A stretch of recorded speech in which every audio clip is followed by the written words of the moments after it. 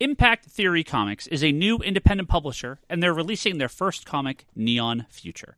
The comic is a collaboration with world-famous DJ and producer Steve Aoki, and it's written by the Eisner Award-winning writer of Justice from DC Comics, Jim Krueger. With artwork by Neil Edwards and Jeremy Rapek, the artwork and story are absolutely mind-blowing. If you like science fiction, you're going to love this comic, so head over to your local comic store or Comics Conspiracy, and get Neon Future issue number 1 on your pull list ASAP. And while you're at it, if you have Instagram, you can see some of the artwork for yourself. It's at IT Comics on Instagram.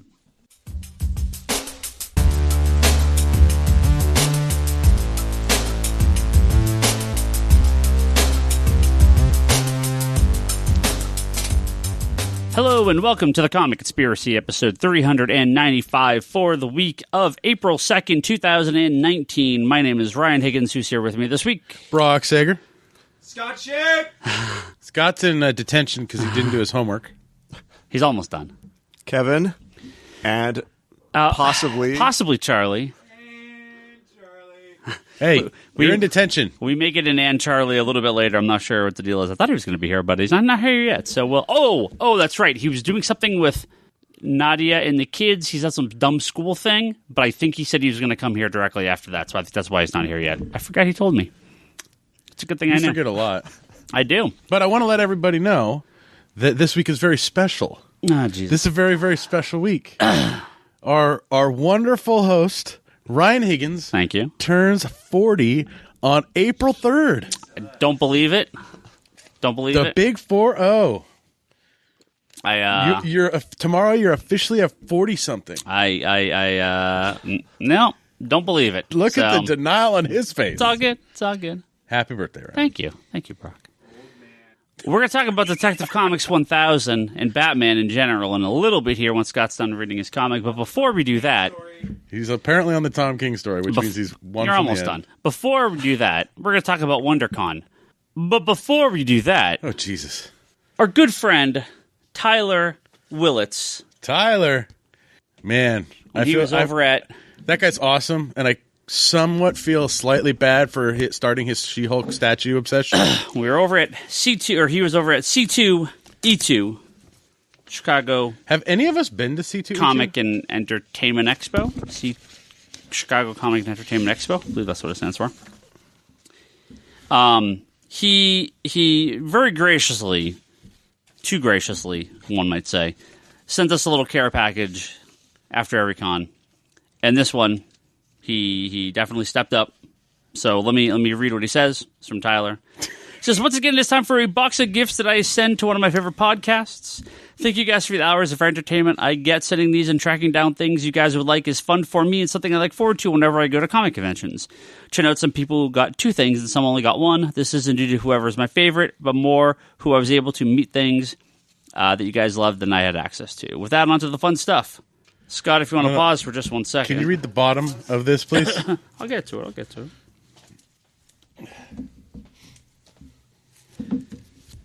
paused. Scott. Let me turn his mic on. To Scott, he got you a copy of FF number 5, signed by the one and only Jonathan Hickman. Nice. Barry Kitson, the artist, was there, but he was not able to meet him. That's sweet. For Charlie, who is not here at the moment. Wow, thanks, man. Charlie got a copy of Zatanna number 2, signed by Stefan Rowe. He signed it backwards, like Zatanna would, casting a spell. He said he had to figure it out. That's a nice one. That's like the card. Took him a few times to figure out how to do that properly. So that's cool. How do we say Charlie's name backward? Electra. How do you say that, Kevin?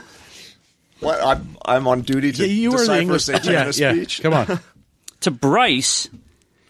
Oh, get this in your box, Bryce. Uncanny X-Men number 4 from the current series by Matthew Rosenberg and colorist Rochelle Rosenberg, no relation, as well as Secret Warriors number 8, signed by Jonathan Hickman and Alessandro Vitti, the artist.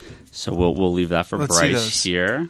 Pass those down if you want. The Jesus, the Jesus one. Yep. Nice. For Kevin Sharp, New Teen Titans number 40, signed by Marv Wolfman. Whoa! Wow! Oh, That's the Brother Blood one. Yeah. And there's a little bit more That's here. a good one. Wow. I apologize, Tyler. Kevin. This was supposed to also be signed by George Perez. Oh. I met him, had planned on getting this signed, and totally forgot about it. When I got back to my hotel room, my hotel room, I swore very loudly. Damn it. To Toby, who was at a Warriors game right now and will not be here tonight, he got a Nightwing print signed by Kenneth Rocafort. Oh, that's a nice very one. nice. Based Oh, on very one of the recent variant covers. Mm-hmm. Now, Brock, you kind of cleaned up on this. What? Cleaned up. I don't want to Nice. clean up anything.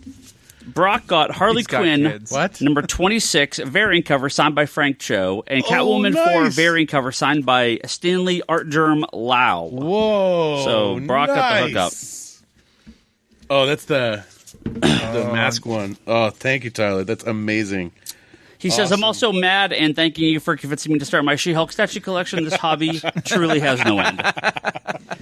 Tyler, there's not very many She-Hulk statues, so you're okay.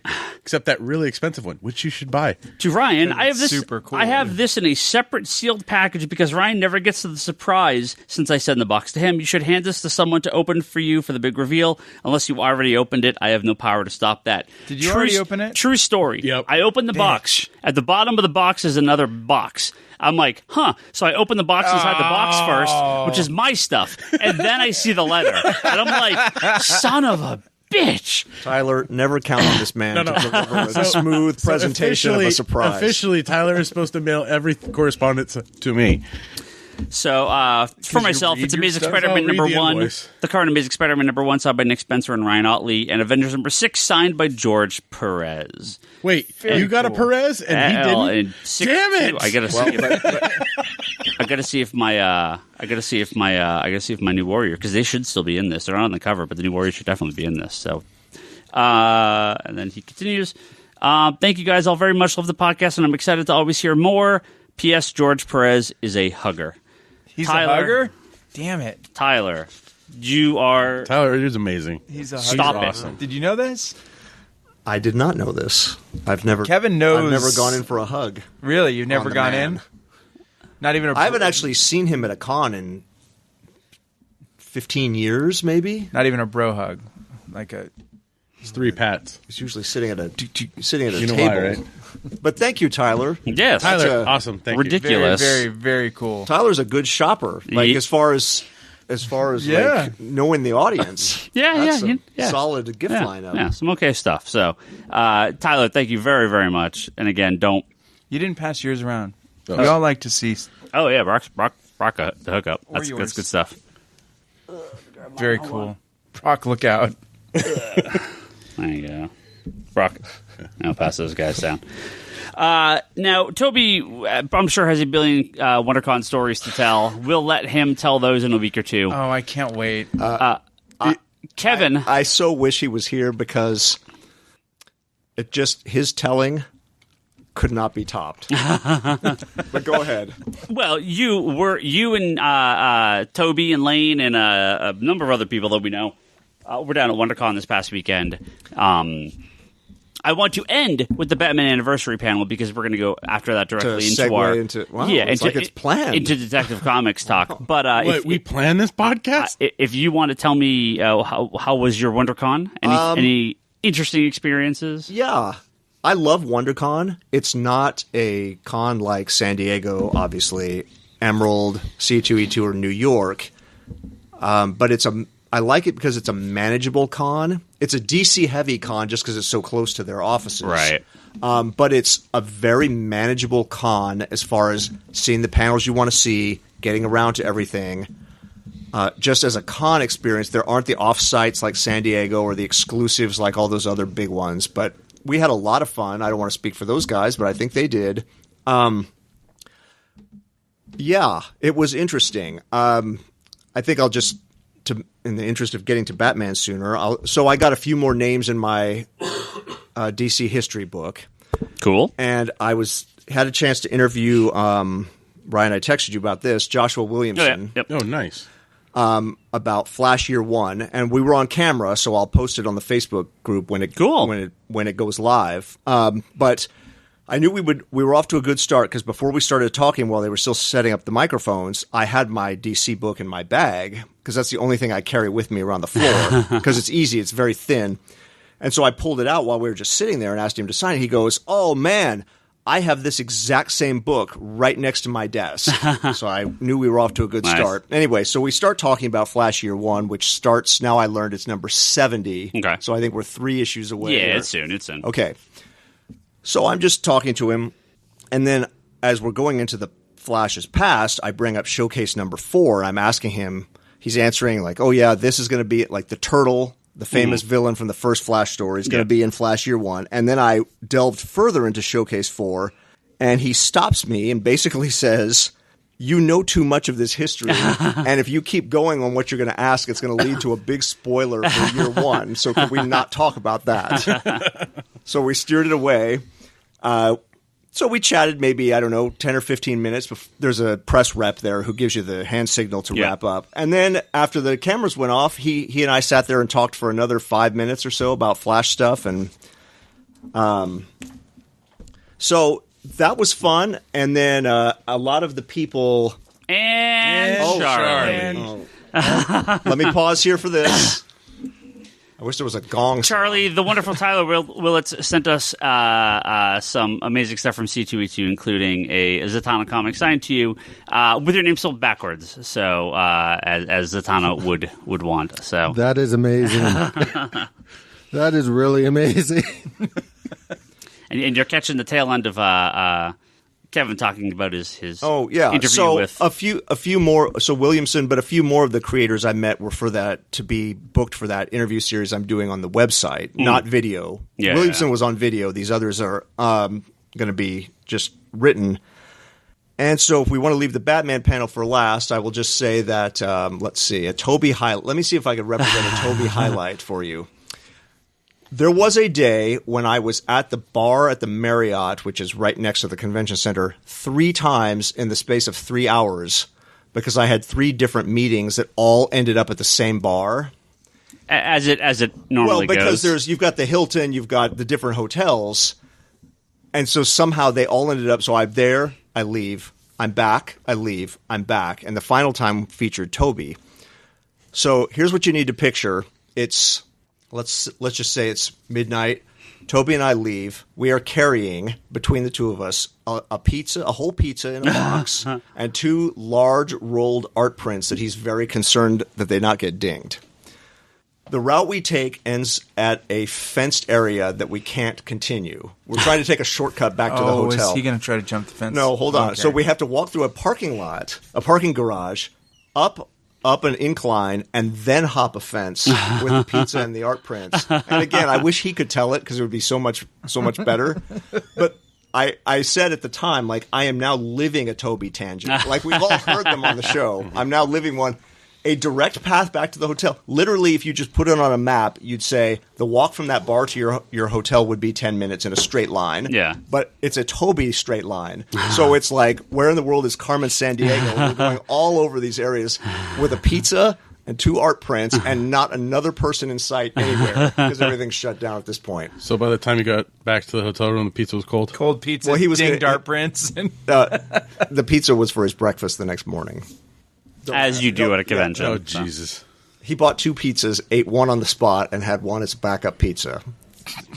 We'll just leave it. Apparently Toby needs to really needs to tell it. Apparently backup pizza. Because why don't you need backup pizza? Everybody needs backup pizza. I think it was because we hadn't. I've known eaten. Toby long Yes. enough that I understand the Yes. logic. Oh, we backup pizza. hadn't eaten in many hours at that point, and I think his stomach got ahead of his eyes and his stomach's mind. like, you're going to feed me when you wake up, dick. Anyway, yeah. So leading into the Batman, so Toby and I went to the DC. What was kind of cool was one creator, and you wouldn't think he's that hard to find, is Jim Lee. That's just a guy I have never gotten in that book. So as soon as I'm done with the Williamson interview, I look up and Jim Lee is standing literally 3 feet away from us listening. Oh, cool. So Done. Nice. Finally checked it off. Nice. Nice. Very He's nice. always with wristbands or tickets Yeah. or something. Yeah. And he's just standing as close as, well, good radio, Charlie is to me right now. Sure. I mean, they're at the DC press. Yeah. Hey, booth I, or whatever. I give you guys enough personal space when I set up press these room. chairs, Anyway, okay? so Toby and I went to hear the Jim Lee, Dan Didio DC Producers panel. Mm-hmm. And that's where that I know some people have seen an article online or posted questions about a Captain Cold series or Flash villains. Yeah. That comes out of that panel. And I know we want to get to Batman. Let me just say it like this. A fan got up to the mic and said that they liked villain comics and said, why don't you guys do a Captain Cold series, was the question. And Didio gave an answer that we don't have any plans for that right now, but we've got plans for 2 other Flash villains. He didn't say we're doing a Flash villain series. He didn't say it's a one-shot or a mini or anything. Right. He said we have plans for 2 other Flash villains in answer to a request for a Captain Cold book. Right. So that's the... I'm assuming Year of the Villain, they're going to do a bunch of little villain-focused, major villain stories, major villain-focused arcs within the comics, probably some specials, one-shots, blah, blah, blah. But, yeah, a Captain Cold comic would be incredible, but I just don't see it happening. I could see a miniseries. Yeah, sure, of course. And they did the Rogues. Williamson just did Trickster Jesse James kind of back history story of Flash with in one issue. So and they did the Rogues miniseries during like Final Crisis, Yeah. and so, or not Final Crisis, during Forever Evil. So and they've done stuff like that in the past, but yeah, not too regularly. Anyway, so we were at the Didio Jim Lee panel, and then we were going to leave right after that. But then they said, we're setting up now for Batman's 80th birthday party. There was a Batman panel featuring Snyder and some other creators. Right. We did not go to that. The one we went to was Batman's 80th birthday party. It was the anniversary. Yeah. Yeah. And they just start setting up this room, and so we're just like, well, we might as well sit here because the room it's the biggest. It's not a Hall H size, but it's the biggest hall at WonderCon, completely filling up. So we just stayed put. And you may have seen pictures online of this. There's a giant cake. There was the most random collection of people on a panel I think I've ever seen for anything. Like if you just put people's names in a hat who had anything to do with Batman ever and just pulled out 6 names, this is basically what that would look like. But it was fun. It was fun. Just everybody shared memories of kind of like what this podcast is about to become. Yeah. Shared memories of Batman. Lee Merriweather was there from the 66 movie and was talking about working with Adam West. And then they had a giant cake that I think was just decorative because everybody in the audience got 2 party favors from the party, which are the gourmet Batman cupcake. Yeah, I saw those. Yeah, in this little carry box and a pocket-sized Bat Signal flashlight keychain. That's great. That puts a bat signal about the size of a $50 if you shine it on a wall. Anyway, so yeah, we can go from there and I'm sure Toby can fill in. There were hours and hours where I did not see Toby, so I'm sure he will have material that I haven't even heard. I have one question because you didn't finish. What did Jim Lee say when you approached him with the book? I didn't even have to approach. I literally just turned to him and said, "Hey, would you mind putting?" I showed him. So I had to start a new page because the double spread is now completely jammed. Yeah, so I've gone to an overflow page. So at first I show them the double page spread, and then I say, "Would you mind? I'd like to have you a part of this." And he just says, "Sure." Takes my pen, signs it, and then he's gone 5 seconds later, a ghost. He's a very busy man. Yes. Yeah. Yes. Yeah. But you saw him. Yeah, I saw him at 2 panels, and as close as we're sitting right now. Yeah. So we'll now your buddies. I don't know. I'd say that. Did he go in for a handshake? Did he give you a hug? He did not give me a hug. No. Fist pound? Williamson gave me that, I think. Man, we got some busy podcasts here the next few weeks because this week is Batman. Next week is Captain Marvel. Then we have a couple weeks off, and then it's You mean Shazam? Shazam, and then a couple weeks after that, it's going to be our Endgame. Avengers Endgame. So yeah, we're gonna have a lot of kind of special focused podcasts for the next few weeks. Real quick, who's doing the rewatch before Endgame? I'm slowly getting there through phase 1. Just you and Ryan, as far as I know. You're not doing it, Charlie? I don't have time to do a full you know how many rewatch. times I don't I've rewatched either. stuff? I'm just doing this instead of everything else I would do. So I'm through Avengers, making progress. I got through Age of Ultron last night. So we're wow, you're grinding. Yeah. So, but I have the good palate cleansing movie, Ant-Man, next, so I'm excited. Is that next? Yep. Does that come after? Came after Age of Ultron. Yeah. Huh. How about that? So we'll next week will be all Shazam, and then week after that we'll probably deal with more of the WonderCon, the actual news from WonderCon, because there was some stuff that got announced. But for now, let's turn our attention to the Bat, Bruce Wayne, the Batman, the Dark Knight. You know him by many names. You love him probably more than likely. Full spoilers for the issue. Yeah. You just did spoil it, jerk. And Detective Comics 1000. Which was released last Wednesday in celebration of not only 1,000 issues of Detective Comics, but also the 80th anniversary of Batman, which was on Saturday, which would have been March 30th, 2019, 80th anniversary of Batman, Detective Comics #1, although it says May on the cover. As any true comic book fan knows, the cover date is when you take a comic book off the stands. Yep. It shipped. It came out on the 27th of March. It shipped March 30th.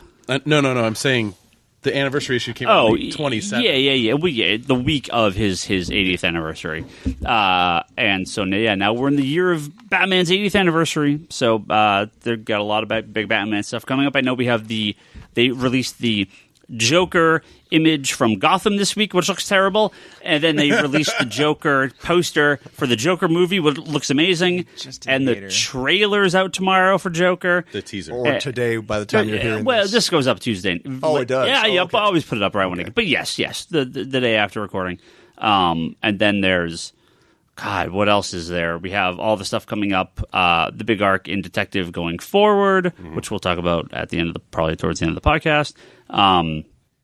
The Tom King posted artwork from Batman 75, which is right around the corner, which is the kind of the end game, no pun intended, into the end of his major story arc. So we're actually shockingly close, not too far off from the end of his run. Yeah, because he says it's going to go 100 issues. So he technically didn't write a couple of them, so it could go to like 104, 105 for a full 100. If you take out the what is the Monster Men and the button and the price. The button they co-wrote. But I mean, it's not his story. The price is the one. He could go 105, 106 issues or something like that. But yeah, I think he has a full 100 issues planned. So yeah, a lot of big stuff for Batman coming up. But Detective Comics 1000, we're going to go through this, and then we're going to talk about our favorite Batman stuff, but I think let's talk about the comic first. I'm curious what cover everybody chose. One of everyone. Okay. One of all. The normal store covers, of course. I didn't go buy all the store exclusives. Charlie, what... So, unfortunately, when this came out, I was in Vegas, so I had to wait till I got back. And when I got back, we were out of the Bruce Timm cover, so I bought the normal cover, but I will get the Bruce Timm cover when we get it back in stock. If only you had a Comic Hub account at customer.comichub.com where you could have reserved that cover. If only the owner of the shop that we go to regularly cared about us. Unlike if only the employee that works here went on the POS and signed himself up for one. That's not my fault. That's true. No, but that's not me. I don't work here. I'm also not worried about it because I went, Ryan's going to order tons of these, and if we're out of any of them, he will have as many on reorder as possible. Yeah, Just to the. I mean, if this was a Marvel book, then I would have worried, and I would have got my cover order in. And easy. Out of just the main that came out, not any store exclusives, I picked up the main, the Midnight, the Blank, Jock, and Capullo. Those are the ones I got. Capullo was... It's like the white and kind of tan cover. Yeah. It's the 2010 cover. So Brock just makes the sound that looks like he's going to put like a little sound and some moose antlers. Like, I don't know. So I picked up Jock. I liked that one because the Tim one I didn't get. We were short on that one, so I didn't get that one. And then I got the Capullo one. No, that's not the one I got. I got Williamson. I like the Williamson cover. Williamson? Wrightson. Bernie Wrightson. I like the Bernie Wrightson one. Yeah. What am I talking about? He was talking about Scott Williamson, so maybe that's where the... Joshua Williamson? Joshua Williamson, too. Sorry, Joshua Williamson. Samsonite. That was way off. Oh, wow. Leanne's favorite movie of all time, right there. Swamis. Anyway, sorry to get you off the... What cover did you buy?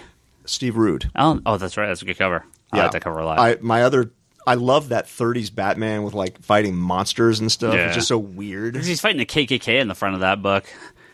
That's what it looks like. Yeah, Those monks, right? Yeah. It's a KKK. My other choice was the Michael Cho. I like The that. Silver Age one is really cool I as like that well. one a lot. Yeah. Now, if only they had made that like the Batman of different colors, and then Scott would have been all over it. Yeah. Sure. We're going to go through these stories. I am looking for Detective Comics number 241. We're going to go through these stories Brock- one by one, kind of quick summary, and then we give our thoughts on them. Because I think it's, you read it, Charlie, right? You got Yes. Okay. It took me till about 20 minutes ago when I finished the last page. But You- yes, 10 minutes ago. You and Scott. An hour ago for me. Hey, teacher, we're all here with our homework done. That's what counts, not when it's done. The bell rang at like 6 o'clock, guys. You're late. Okay, then I finished then it. I'm on I time. finished it before all you guys got here for my second time. Batman's Longest Case by Scott Snyder and Greg Capullo has Batman slowly over the course of his very busy career, Scott. Oh, God, enough. emphasize the busy. His very busy career, slowly solving a crazy riddle, and he eventually comes to the end and meets... Wait, hold on. We're full spoilers. Full spoilers and everything. Okay. Yeah. And meets the Guild, a group of detectives The Guild of within, Detection. within the DC universe, including Slam Bradley, Martian Manhunter, Okay. Hawkman, Hawkgirl. Nope. Okay. Nope. Okay, go ahead. Go ahead. Is Hawkman and Hawkgirl? I mean, they're They don't detect anything. but they're archaeologists. Archaeologists, yeah. That's not out of the realm. Okay. Keep going. The question. Okay.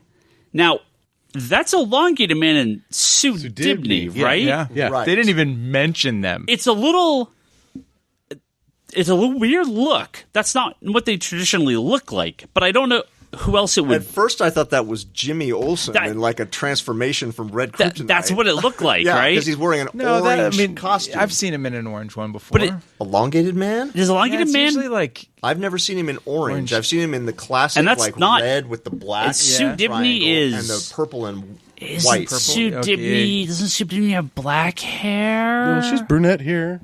It just. I looked at it and I'm like, yeah. you just have to infer at that To the point. best- You're Very like, weird look. okay. I was like, Also- that I was like, is- a guy wearing a costume with a neck this kind of stretched, and the woman standing next to him. Elongated Man and Sue Dibney. but it's Like, also not an E. It's Yeah. like a backwards thing. Or is it a question mark? I assume that's Sue and Ralph, but Yeah. I don't actually know. right. this could be one of those selfie-like pictures. You know how things when you video things, It's backwards. it's backwards. It could be one of those. But Hawkman's symbol is not backwards. So I don't. That was a little weird, and I don't. I was all right. Well, I'm assuming that's who that is, but maybe I'm wrong. I actually don't know. And yeah, they have no dialogue in this issue, which is even weirder. And on top of that, Sue Dibney and Ralph Dibney have not appeared as far as New 52 or Rebirth. They're just right? gone. They've been gone for a long, ghosts. They were long ghosts. time. Ghost Yeah. detectives. which was awesome, and they did nothing with it. Yeah. They set them up quick in question: who are the two people in the far background in the top corner? Browsing the books. I saw that. Yeah, I think I saw that, but I don't. They don't. They're just probably just other. So here's my question rando about this people. story, and I think Scott was touching on this earlier. Yeah, you get Yeah. pissed off about Hot No, Girl. it's- Who are those people? It's my question is, does that mean that Hawkman, Hawkgirl, the elongated couple, and the Question are all better detectives than Batman because they were there first? Exactly. Batman is super fucking busy. Okay, he's just slowly been doing this. He just whittles away a little bit here and there. It's not the only look. You're elongated, man. You get like 2 cases a year. No, Batman's you haven't even been in the DC Yeah. universe in a decade. first he's been in 10 and you're years. dead. He's just doing this. You're a ghost. I think I would have liked it better just personally. Martian Manhunter, sure. Slam Bradley, sure. And no even one else. Detective Chimp, because those are old characters. yeah. And that's okay. So we had this conversation just before we came on, and yes, that's the only reason I can buy Hawkman and Hawkgirl is if they've if they took the generation. Hell, they probably made this thing, right? 500 years ago. Yeah. Or, you're right. So that, but the question, sure, you don't see Oh, it. the He's got nothing question else. has to Yeah. be Yeah. a That's group his. like That's this. his deal. Nobody wants to hang out with him. No. So he doesn't have anything to do. I did notice that Kendra is her name Kendra, Kendra, now? yeah, Okay. yeah. At one point in the dialogue after he gets in, she just casually calls him Bruce. Yeah. So do we assume that everybody in there knows his identity? Because they're detectives of deduction. Like, they know. Everybody knows. That was their case. All of them had to solve that one. Well, Detective Chimp's like, did you like my icicle? He was Batman. Fun story. It's kind of light and fluffy. Well, I like the group. I agree that it's a little weird the way they kind of presented it. Yeah. But no, I always like that sort of group of detectives. Yeah. Let's see him do more of that. We just need to return to the Trenchcoat Brigade. We could bring in Mr. E and the Question, and who else was in it? Phantom Stranger. Was Dr. Occult in Dr. that? Occult, maybe? Yeah, I can't remember who else was on the team. All that. Yeah, I love the Trenchcoat Brigade. Now, I'm curious, this next story is the Kevin Smith, Jim Lee. Yeah. Yeah. And I'm curious what you guys thought, because at the panel, Jim Lee was saying that when he got the script for this, his thought was, wow, how has nobody ever touched on that story before? It's so, Yeah. it's so obviously there, and he was just surprised that nobody had done it yet. Yeah. So it's a slow story. Matches Malone. The seemingly early days of Batman. This isn't like current day, but it is kind of early day. Slowly going through, kind of reliving a bunch of classic fights while he's talking to a man who runs a pawn shop, but has a secret hidden stash of Has a back room. Yeah, a back room of great weapons and items and crime memorabilia. And, of course, one of the non-Batman-related ones that he has is the gun that killed the Waynes. But no relation to Batman, of course. This guy has, because it's just this other thing he has, right? So Bruce Wayne, matches Malone, buys it. Let me go back. There you go. Let me go back. Brings it home to the Batcave, is going to set it up, and Alfred's like, what are you doing? Hey, I get the giant penny, but, that's This kind is of where I draw the line. This is kind of morbid. We can't have this. And so Bruce is like, well, that's not what it's here for. And he melts it down, makes it the gold and the yellow symbol. plate. It's the plate behind his chest. Yeah. Which And- throughout the entire story, that's where he's being hit by every villain. Yeah, so the melted gun behind the yellow symbol and everything is the when he had the yellow symbol, the idea was that it was to it's draw the whole fire, right? symbolism of Yeah. what once broke his heart now protects his heart. Right. I was like, it's just on the border of like cheesy fanfic. It just under a different writer, I could see it working. It's something about Kevin Smith. I just not into him I like this story. at all. I think it's an interesting idea. That's three. I actually came away from this thinking like this is actually just a very strong story. I wouldn't know was written by Kevin Smith because he tends to have a certain style to the stories and stuff he tells. I didn't feel like this had that style. Ryan brought his baggage to the a story. little bit. He did. Yeah. At least it's not written by Mark Millar. You brought comic book men to this story, and you should have just left it. It's on the verge of too cheesy. He's a fan. Yeah, I know. That's And what I it's mean. awesome. It's just on the verge of too cheesy. It's not too cheesy. It works. It's on the verge, but it doesn't cross over. Is that what you're saying? It's on the verge. So it does what it's supposed to do. Yeah. I think he's just mad Condiment King didn't end up as a villain in here. Oh, Condiment King's The great. Kite Man's mentioned in here, though. Hell yeah. Well, he's got the apparatus up top. Well, that's okay. Condiment King's in another panel. I know. It's just not in this story. Kevin, you seem to. I think you have a thought about this one. That armor plating behind the yellow circle is from The Dark Knight Returns. It was literally never ever mentioned in the history of Batman until Miller, and I thought it was a great, genius idea. Yeah. But I always got the impression it's like he's wearing like a Kevlar. Kevlar everywhere. something Well, like I that, think not just literally a plate the size of that circle. Well, I think what it is he's wearing the Kevlar, but there's also that extra plate there. It's fun seeing Jim Lee do a story. Yeah. I liked it. I thought it was. Yeah. I thought it was good. It was lighthearted. It was fun. It was it felt like kind of a throwback to like reading Hush, where you get all of these different characters. Just kind of little small panels. Yeah, little small panels. But it read very well. Like, it was a little cheesy when it's like all the money and the family still got fried by Gotham and he's fighting Firefly, so it's like okay. Yeah, all the phrases kind of relate back to a specific villain. It was all right. Paul Dini and Dustin Nguyen have the next one, The Legend of Newt Brody. I loved this. This was awesome. It was great. This is one of my favorite. This is one of my favorite stories. Like I was reading this going in the issue. Oh, Brody's gonna love this, but the guy's such an idiot. And I'm like, wait, okay. Well, so my brain being what it is, when like immediately too. So is this going to be another like identity like matches Malone? Yeah. And then it's like, well, no, because there's definitely Bruce Batman, and like my brain didn't figure it out before the end exactly what they were doing.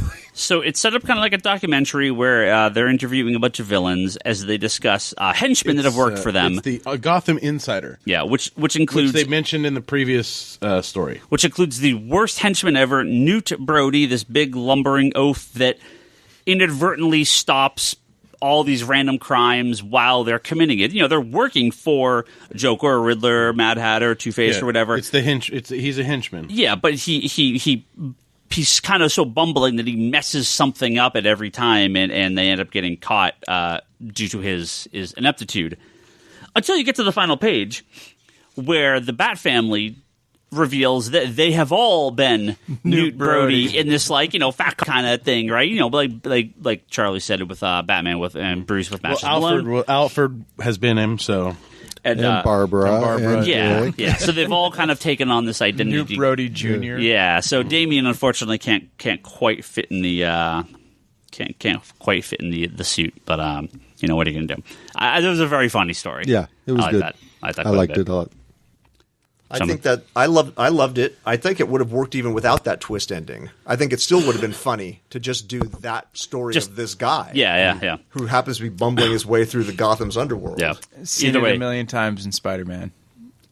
Well, this is because not all a of his Spider-Man villains are terrible. But yeah, I think it worked as like this, and I think it would have worked without that ending. Yeah. The Batman's. Well, I agree. It still would have worked without being the Bat family, but I still would have liked to have seen Batman like paying for his medical bills or something like that after each thing. But even Batman feels like for this guy. Next one's the Batman's design, the Warren Ellis. Yep, the Batman's design by Warren Ellis and Becky Cloonan. It's a 8-page story about Batman fighting a guy at the end. It's not a guy. It's a group of mercenary dudes that are all that he doesn't have to play it nice because they're all hopped up on super juice. Super goofballs, and they're puffed up on goofballs.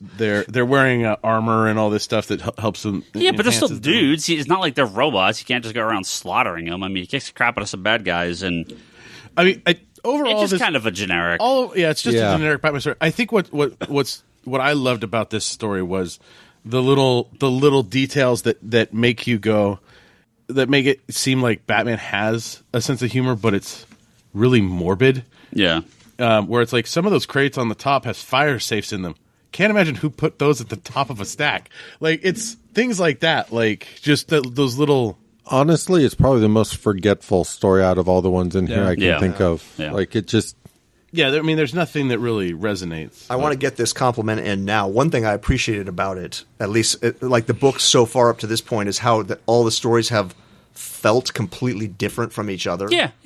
Like the art style just alone, if you just flip through it without even reading it, there's something fresh and different. You know where to you would know where to stop if you were flipping. Yeah. And I like that. Yeah. It's not bad. It just felt a little generic. Right. No, yeah. But it is unique compared to everything else. Return to Crime Alley by Denny O'Neil and Steve Epting, and I know this is a kind of a pseudo-sequel to an old Denny O'Neil Batman story. 500 issues earlier. Yeah. So Steve Epting could draw the hell out of anything. He's such a good artist. The story's a little weird. a little dark for a issue celebrating Batman.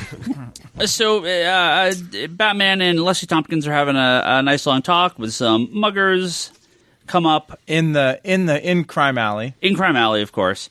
And Batman spends like 2 pages slapping the shit out of them. Like, not like punching them, like slapping them. Like open-handed slapping them in the face. Like, I'm right? Well, there's like 6 panels of him just like bitch slapping these criminals. That's got to be a throwback to the one where he slaps Robin across the face in that meme. Just like, he is slapping them. He just straight up slaps them multiple times. And then Leslie's like, you poor thing. And then she starts like consoling the criminals. And that's the end of the story. It's a little weird. Yes, it is. I don't quite get it. I liked it. I kind of like Batman just slapping the fuck out of these guys. It's really funny. But I don't know if it was supposed to be. The ending is bizarre because they are a gang of criminals with a gun asking for her purse. Yeah. So she's consoling like he just found some random kids wandering around and just beating the hell out of him. Well, and she screams his name, Bruce. No, it's like, it's like, bitch, I'm in costume. Right? Shut up. I just think that comment and what I mentioned in that first story. I think DC is playing it a little loose with how often the real names are used. In casual dialogue. Yes. That doesn't seem to be really thought through. It's just like whatever the writer throws into the script. Yeah. Yeah, because it would have been. This would have had more impact with no Bruce. It didn't say Bruce; it just said no with an exclamation point or stop or I don't know. I still, again, it just feels weird as a story in a book celebrating Batman. Yeah. But it's got him slapping a bunch of crooks. The next story. So okay, if anything, the story is but that slap into the crook it's really funny. Great. Heretic by Christopher Priest and Neil Adams. Now, let me just say this. I love the blue and gray Batman. We'll get to that. I love the blue and gray Batman suit. I will let everyone else talk about this story because Neil Adams' art is what it is. It's fine. I don't know when Christopher Priest became unreadable, but it's every book he's done has been just systematically worse and worse. Every story I've read of his in the last 10 years. I used to love Christopher Priest. His Justice League run is terrible. His Deathstroke run has been terrible. This was terrible. He came back and did some Quantum and Woody for Valiant. That was terrible. I didn't even read that, and I read all of bad. I don't. The thing I could say about this is the next story is Brian Michael Bendis and Alex Maivia. I know. We'll get to that. I was saying anything about this story. We can just skip this story. Well, okay. Charlie, it's Roz, man. I like the way it wrapped up in the end. Sort of I tried to just skip it. I will provide an out for people, but it was rough getting there. I don't even. It's 6 pages, and I'm like, what happened? I don't even get it. Why is this? Yeah. Basically, it's not even what is because it. Bruce Wayne was trained by the League of Assassins, other people tried to leave the League of Assassins and were killed for it, and Batman basically says, I will provide an out for people who want to leave the League of Assassins at the end. Right. And I like the idea of that. I like the idea of Batman wanting to help people get out of the Bat League of non-assassins. Yes. That's what he created. Sure. But it was a weird story. The story could have been told in 2 pages. Very easily. Yeah, it was a struggle. And it would have been better because it would have been more focused. Kevin, this is your Batman. What's up? This is my Batman too. Well, I don't know what that costume is because that costume that he's wearing in this story, just no gold, well, no right, circle. and that period with Ra's al Ghul and that's he's wearing the Earth 2 Batman costume in this story because there's never been a blue with this bat with no. That's the Earth 2 Batman. Yeah. So I'm not sure. It's like Neil. And Neil added a bat onto the utility belt. Yeah, I'm like, what's up with that, Neil? I saw that. Yeah, That's in Odyssey. That's like bat. Book? That's just bats on bats. Yeah, and that's not okay. Yeah, this was. It's like he forgot what his bread and butter was. I didn't hate this story, but I wasn't sorry when it was over. The next one, though. As I said, I kind of like the idea of the story. It just wasn't executed well. I did like the idea. Yeah. Brian Michael Bendis and Alex Maleev. The next story, I Know. Okay, real quick. What the F is Penguin saying? But yeah, he's all mushmouth now. Elderly Penguin and elderly Bruce Wayne have a confrontation, and Penguin's like, I never came after you because I didn't want you to kick my ass, but I've always known you were Bruce Wayne. Well, there's more to it than that. I'm clearly paraphrasing. That was his sum up. Well, he said it was basically Penguin says, I knew you. I've known you were Batman, and Bruce. Like I've known Bruce Wayne was Batman for a long, long time. Yeah, and I was going to kill you. I had got this plan together. Everything I had gotten this is what I love. He's like, I got as many penguins as I could, and like with the bombs and stuff. And he's like, when I got to it and I got to the moment, he realized that he couldn't do it because Bruce Wayne was the only thing keeping Batman from basically turning into the Grim Knight. Yeah. Right? And just killing everybody. Killing everybody. So I liked it in the sense that it showed kind of something on Penguin's end, but Penguin twists it in that trying to hold it over him. And they're old guys now, and he's like, I knew, and he gets to the point where he's like, aha, and then Batman's like, yeah, whatever, I knew. Yeah, and then Batman zaps him, and which is pretty funny. Yeah. Or Bruce Wayne zaps him. So no, I like the little taser from the chair. Yeah. I would have liked if they had folded this into like Batman Beyond. That'd been cool. Yeah, he's kind of Batman Beyond looking here. Yeah, exactly. Yeah, because of the sort of time period and the age and that kind of stuff, it would have been a very easy like. Here's a Batman Beyond one shot. I really liked the art on the panels where Penguin's like sitting in those villain meetings and just telling it through his facial expressions. Yeah. I thought that was a really nice touch, and I really like those panels. I don't really like the Penguin with the Danny DeVito look. I just don't care for that. Yeah. So, but in those meeting scenes, I'm just flipping through them right now as we're talking. I still think those really do some nice visual storytelling aside from the captions. Alex Maleev is a great artist. He's done a lot of work with Bendis in the past. So, I actually like the fact that they went with the Danny DeVito look, but that's partly because of the idea of celebrating Batman. I consider the Tim Burton Batman movies a significant portion of how people got attached to Batman. If you're celebrating something like as big as Batman, you want to include a lot of those little nuanced details and stuff like that. You want to remind people of the legacy, which is... I mean, Kite Man shows up in that Newt Brody story arc, just in a panel where he's being cut down from being caught in a tree. Yeah. Like just these little things that pop up here and there. But yeah, the Danny DeVito Burton... Good stuff. So the next one, The Last Crime in Gotham by Jeff Johns and Kelly Jones.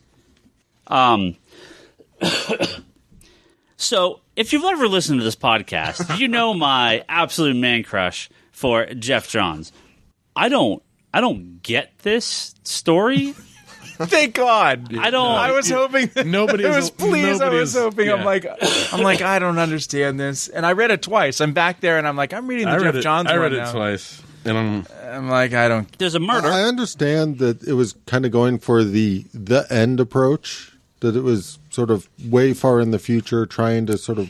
But yeah, it's Batman and Catwoman and. Damian as adult Robin and Batcat kid girl. Who is that? It's Cassie? Is it? No, it's I'm assuming Batman. No, It's a Wonderful Life. It starts with the birthday cake being lit, the first panels, and then at the end, Alfred says, "I hope you made a wish," and the whole thing in between is what he's imagining as he blows out the candles.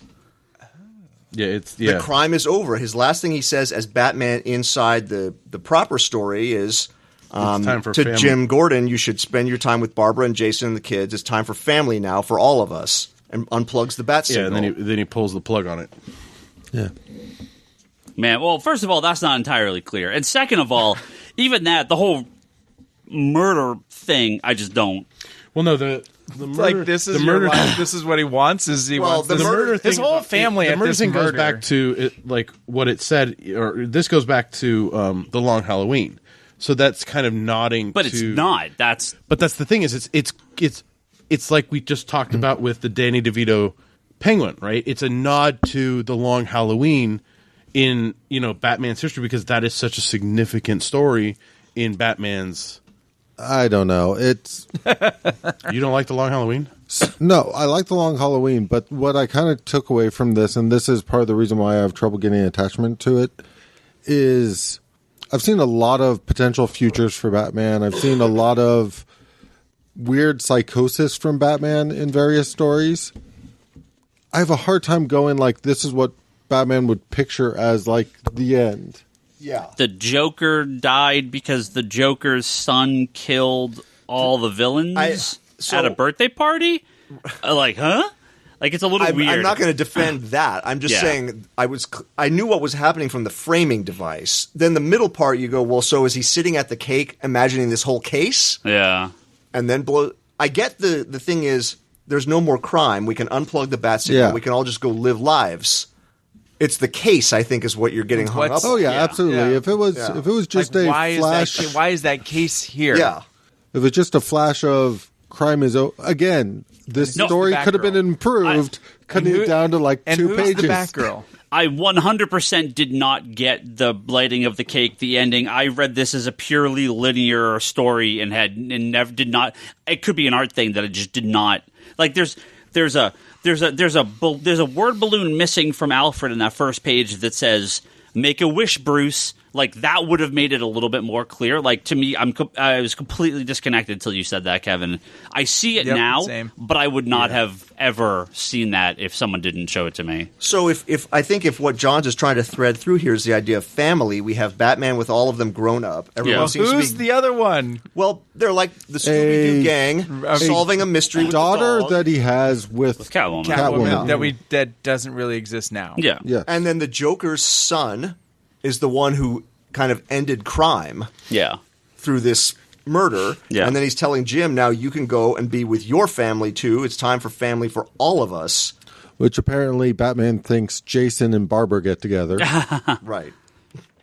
Yeah, I just did not because I see that Not he's Dick and Barbara, jerk. it's family the time. vision of the future just weirds me out. Here's how I read this. I'm like, it's family time now for all of us, and then he's sitting alone, sad, That's the in the point. Batcave by himself. And I was like, well, that's kind of depressing. But I didn't link back to that original. Like, there needs to be some sort of like echo, like make a wish, Bruce, like to kind of connect that first and last page to me. I did not. Or, yeah, maybe show Alfred wheeling the cake in or something like something. that. On the first page. I just whoosh right over my head. So, but thank you for explaining I think that. the other thing is with the nature of this comic and sort of the jumping from story to story. Yeah. It's very easy to sort of lose connection like that. Like I remember reading that and going like, oh, so that was, but again, it's the idea of this all being in Bruce's head and that being what he sees is just weird. Yeah. It's weird that he sees a case. Yeah. I think To me, it's not even necessarily the case. Like if it was some big epic, like I have now, like it's a weird alternate version of the future that I don't fully understand why Well, the thing Bruce is would think. it's the nuclear family. No, they're villains in and what was it? They were in Titans season 1. They were from Outsiders. All right. No, it's the nuclear family. It's a mom, dad, 2 kids, and a dog. That's what this is. I don't know what you're talking about. Yes, we know. It's his family. Yes. But the thing is what but I he's understand- not going to have that. But why did they name her Echo? I do like that the Joker has a son called the April Fool. Yeah. That was kind of cool. Yeah. The next story, The Precedent by James Tynion IV and Alvaro Martinez Bueno. I was hoping for some Robin in here. I do love me some Robin. This is a great little recap of Robin's not only origin and sort of what would become of him, but also kind of Dick Grayson's sort of first day at the They've got Starfire in here, man. Yeah. Oh, you get OG Titans in here. I love it. Starfire, the Titan stuff, and then you get a nice little splash page at the end that's sort of the echoes back to his first appearance when he takes on the mantle of Robin, and kind of the promise he makes to Batman to be good. It was a great little story, fun little story. James Tynion does such a good job with Robin. And that is my favorite Robin. That Robin that's in this story is my favorite Robin. Well, what I really like about this is it again showcases like how much Alfred is involved in Bruce's and the life of Batman and everybody in here, in that they're actually having a discussion like they're kind of parents talking about a child and what a child's going to be and stuff like that. I really especially loved the page where it's talking about, Alfred's talking about like the things that Dick will be able to enjoy in his life because of this because of Bruce in his life. Friendship, romance. Like Bruce didn't have somebody, to be a mentor for him. So, no, I thought this one was done really, really well. Yeah, not the same kind of mentor. Yeah, different. No, yeah, different. Second to last, Batman's Greatest Case by Tom King and Tony Daniel. And really, no surprise that this is my favorite story in here. Okay, can I say just one thing about this? What's up? I really wish when they did Tom King dialogue, when people are talking completely off of what's going on in the panel, if they just put a little fucking symbol at the top of who the F is talking. The genius of this is, I think I can pull out almost every. I can pull out every a fair piece amount, of dialogue, but it's like who it is. It's like sometimes I'm like, is that no? Like in my head, at least make it a different color, so at some point you can put the color code together. But exactly. I kind of Jesus. I kind of feel like that's not the point of this story. This no, it's not the point. The point of the story is what ends up happening at the end. Well, which is done. Bruce really well. Wayne has his family who has passed away. He now has his new family, which is the Bat family, right? And this is for basically all of the major characters in the Bat, in what we consider like kind of the extended Bat family, show up here on this awesome double page splash page as well. So sometimes I wish like shots like these could be done as a fold out. Yeah. Because you can't see Batman's face. Because like Batman, you see one eye and like nothing else. Like because it's slightly off in the printing. Tony Daniel posted the unedited artwork on Twitter and Facebook. You know what? You know what would be sweet? There, so you could see the original art for this one. That'd be awesome. That would be a piece to look for. The whole story with the Bat family is basically them posing for a picture with Batman. It's a Batarang that can take pictures, and so they're all trying to squeeze in. But the kind of the story we get from Bruce Wayne's perspective is that he's like, yes, I have my mom and my dad and my family that died, but I also have my new family I've made. Right. Yeah. Which is what a really strong life lesson. And to me, nobody does dialogue like Tom King right now. I mean, he does such a good job, and I could pull out all the mannerisms of the characters. It is such Tom's wheelhouse, though, to be low key. Yeah, this is family. This is kind of like the page where we get to finally seeing who's talking. Right, it's the second page of the story, and you're coming. You're seeing all these characters, and they're interacting, but they're interacting in a way that's very kind of familiar. Well, it's not familiar. It's like it's what comic book people talk about. Like it's that fan fiction that everybody can get behind. Like with Tim and Spoiler, right? She's like, I kind of want to make out. He's like, no, we can't. like they're they're teenagers, right? And that's something that goes on. The one with Batgirl and Batwoman was great. She's like, why are you called woman and I'm called girl? Yeah. But on the splash page, I've been in a war. Yeah. On the splash page is Red Hood, Batwoman, Batgirl, Nightwing, Alfred, Batman, Damian, Robin, Catwoman, Tim Drake, Robin. Crap, what's his name now? Damien? No. Duke, but what do they call Signal? A Spoiler, Black Bat, Orphan, whatever you want to call Cassie, Huntress, and then of course Duke, the 11th greatest detective. Yes. Do we? Is it that Tony Daniel did the rooftop and Joel Jones did the Yes. graveyard. Is that how it was divided? I think so. Okay.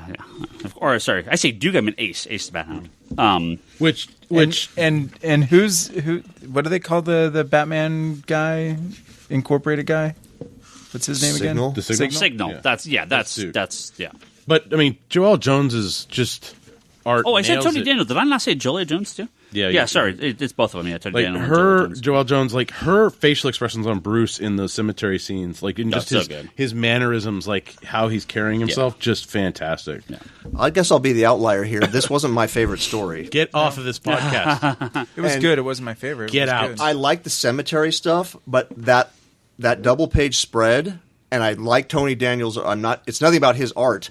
This, I'm holding it up. Good radio. Sums up what I don't like. I don't like this huge team of Bat Family. I just don't care for it. And that's everybody's got their preferences, right? Yeah, I like that's just Batman, Robin, Batgirl. Yeah. Okay, so I had a slightly different issue with it, just because it really weirds me out that he left the picture at the Wayne grave. Thank you for getting to that. That falls But it's into like, that it's falls, on their own property. It's like that falls into the Bruce being used in dialogue to talk about when he's in costume. Sure, Alfred will pick it up when he's cleaning up. So.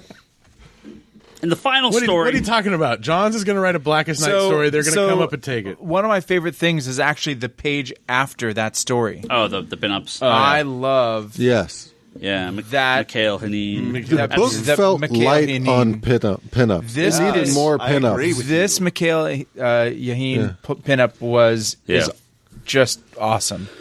Where were the rest of the pinups? War of Jokes and Riddles. They were all in the covers. Yeah, that's kind of what I'm feeling. I like the Americana one too. That's pretty. To get your pinups, you'll have to buy the deluxe edition hardcover of just this issue. Did you like the Jason Fabok double Oh God, page? that one's amazing. It's just big splash page of all his different kind of villains and heroes and situations and it's a good page.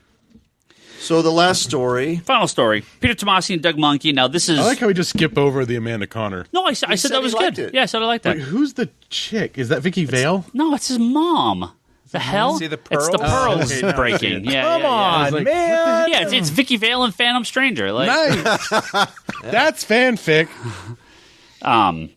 So the final story, much like the Bendis final story in Action 1000, is not so much a celebration of Batman, It's a but lead in. the start of I really enjoyed in these like what do you call them, 100 issue or whatever, like 900 whatever, when they give you that little story that will lead you into the next one. So this is a bunch of full pinup.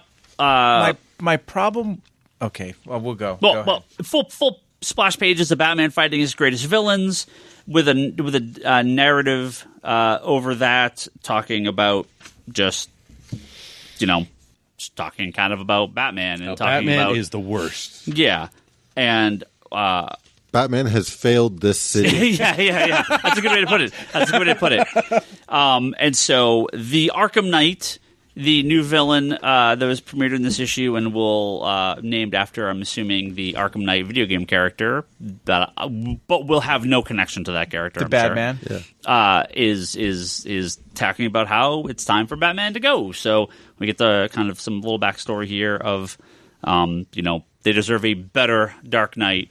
And it will be the Arkham Knight. So, I mean, Peter Tomasi he's done so much good Batman stuff. Monkey. And Doug Monkey's art I is will incredible. trust Tomasi at this point. To do his thing and to pick it up and. Yeah, this story I'm not going to judge quite the same way because it is not supposed to be a standalone thing. This is a kind of prologue to the next story. I will say this though, when I first turned the page, for a second there, before I read the bottom, my first thought was back to the Jim Gordon bat suit. Knight? Oh.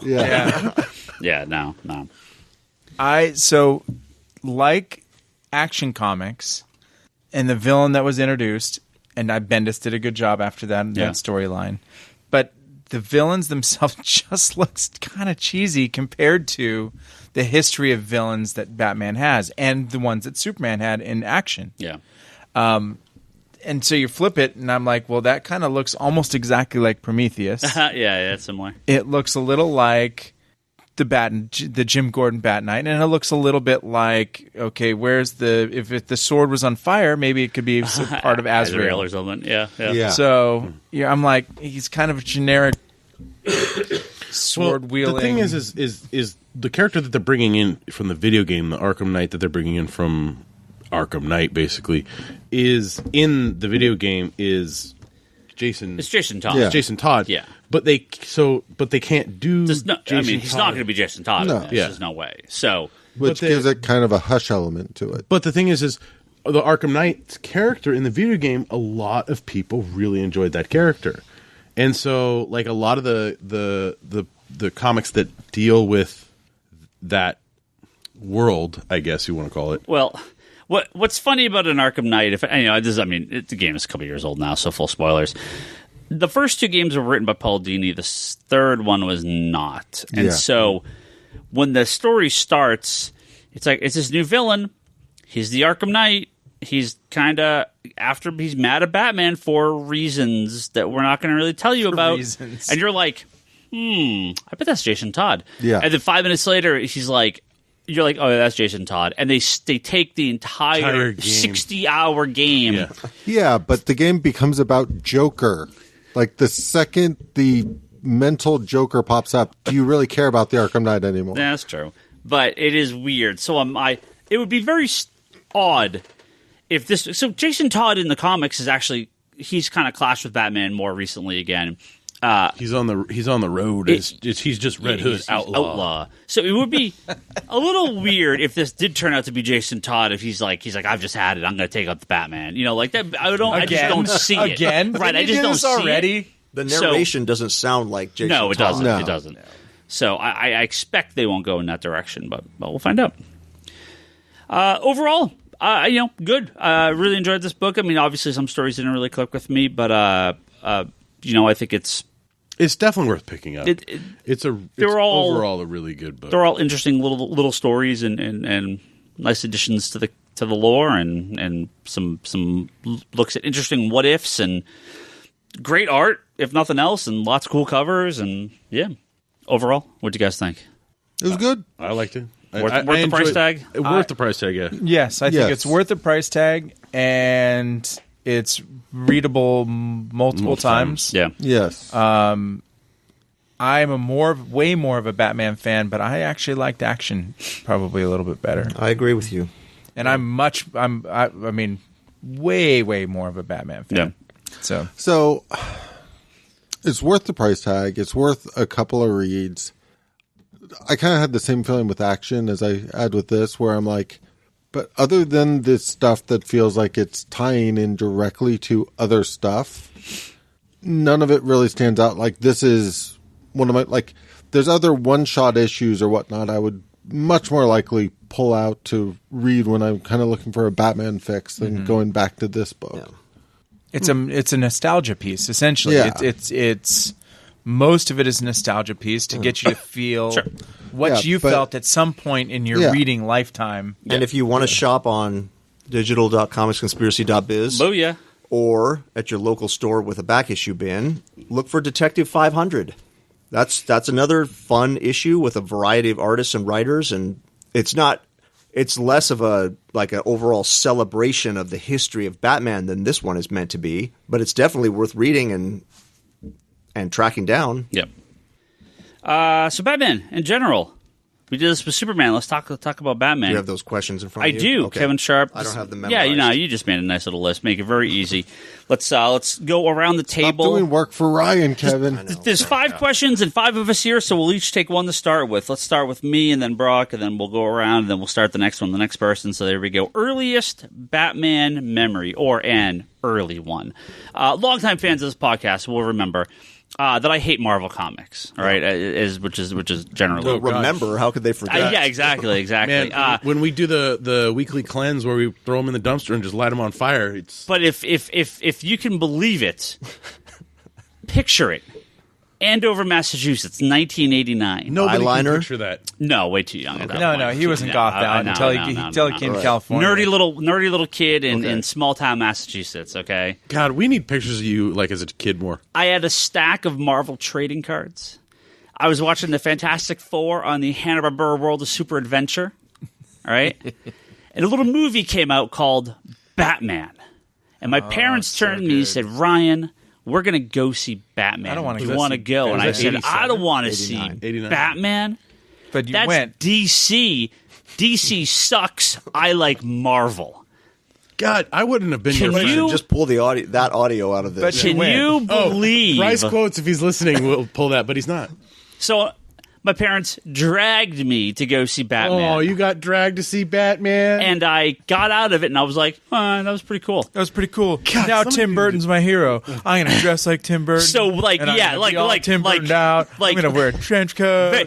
And He's Batman's not wrong. So cool. He's not wrong, right? I mean, like my favorite movie of all time is Nightmare Before Christmas. within a couple years, I mean, it was like Tim Burton's like the bat, and it was like Danny Elfman, Tim Burton. Nightmare on Elm Straight Street. to the Or, vein. Sorry, Nightmare on Elm Street. That was a few years later. Beetlejuice and obviously Nightmare on Batman. Elm Street. You mean no, Nightmare Nightmare- Before Sorry, Christmas? he started saying Nightmare. Yeah, Nightmare Before Christmas. A couple years later. Beetlejuice is so good. Beetlejuice is fucking incredible. It is now, so good. When I was when I was younger, It's my random pick. a year or two previous to that.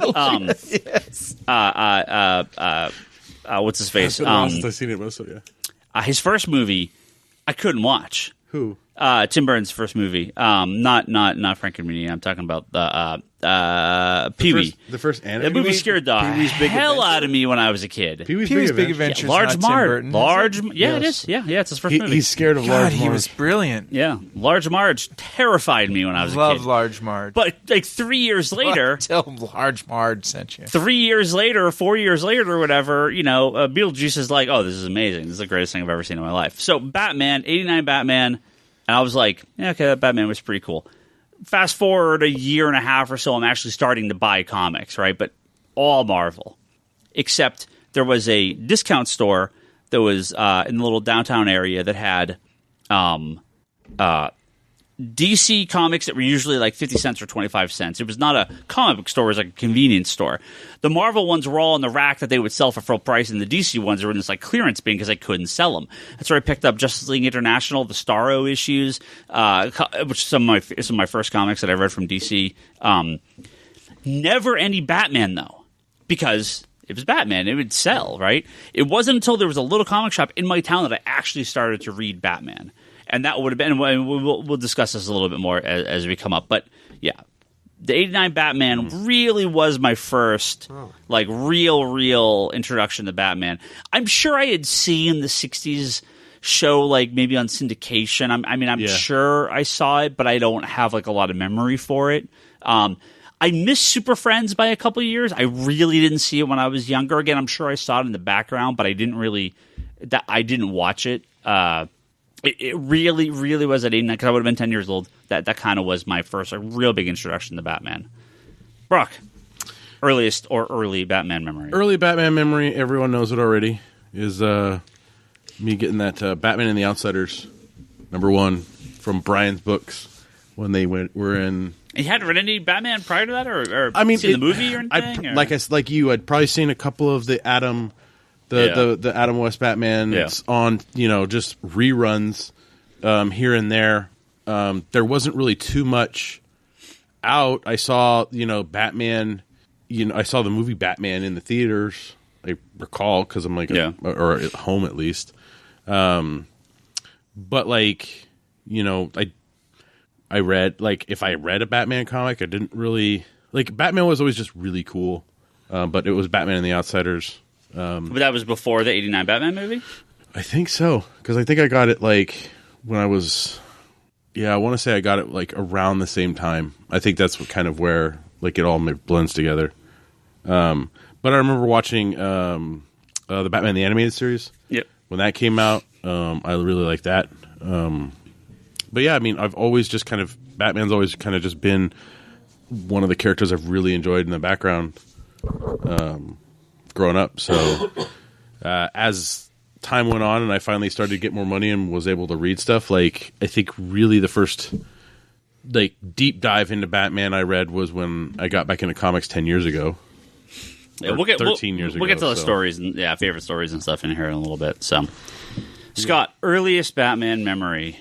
I want you to think about what Captain Kirk, Mr. Spock, Batman, Robin, and Spider-Man have in common in the late 70s when I was a little kid? Underoos. Migos. Ah, okay. Oh, yeah.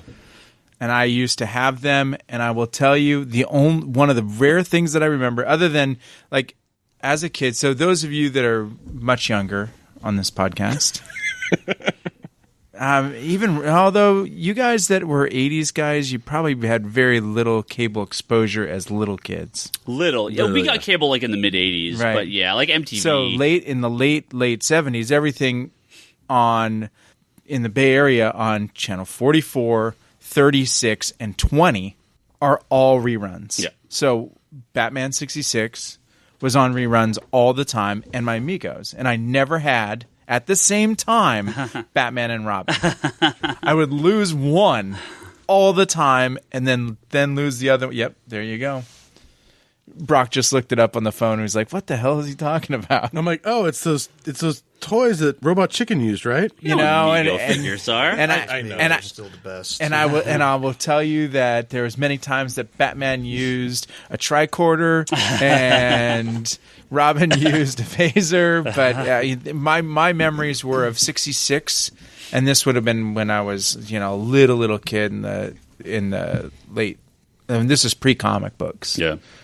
Except for Spider-Man. I think Spider-Man I had a few issues.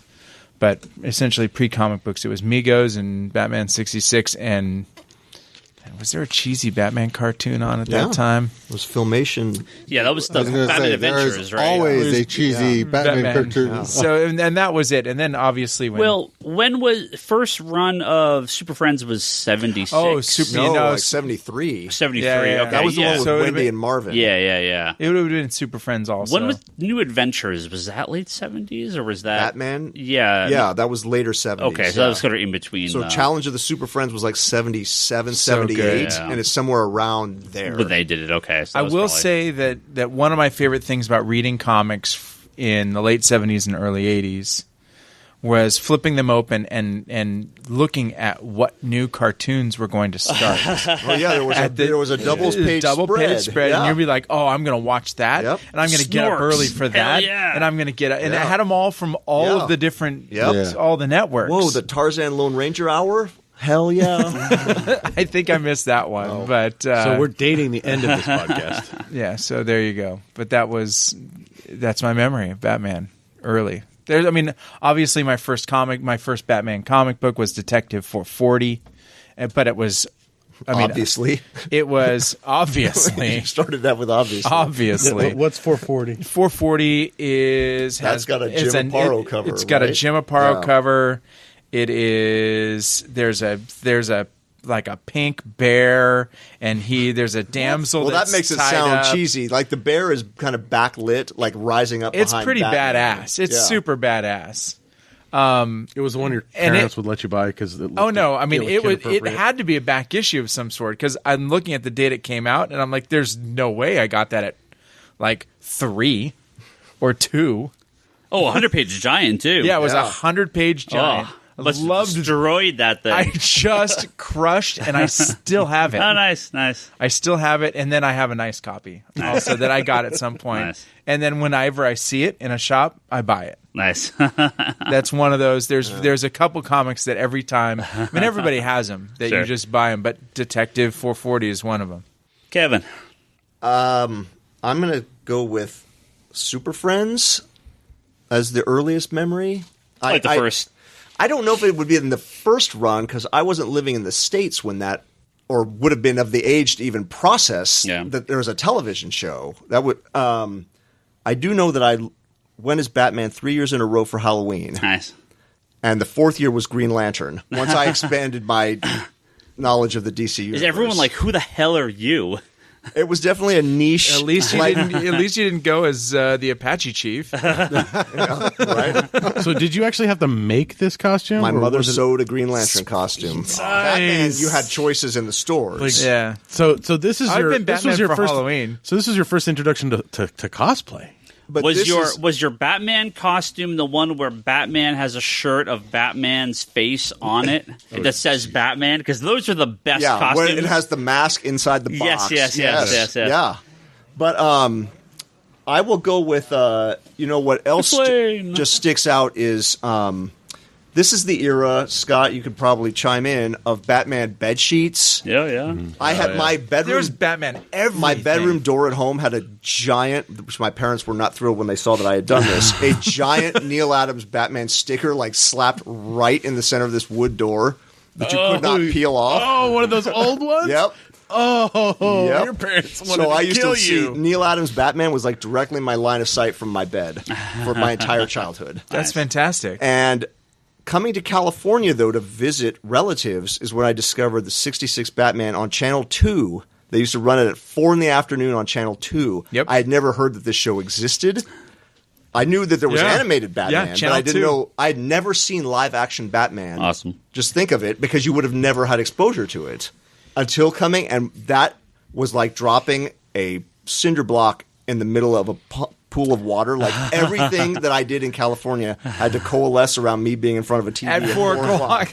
So sorry, Disneyland, I gotta be home. Like beach, I gotta be home. Like there is nothing. Batman's on, and your parents are God, your parents. I feel so bad for your parents. Because this is all like reruns, like years after the fact.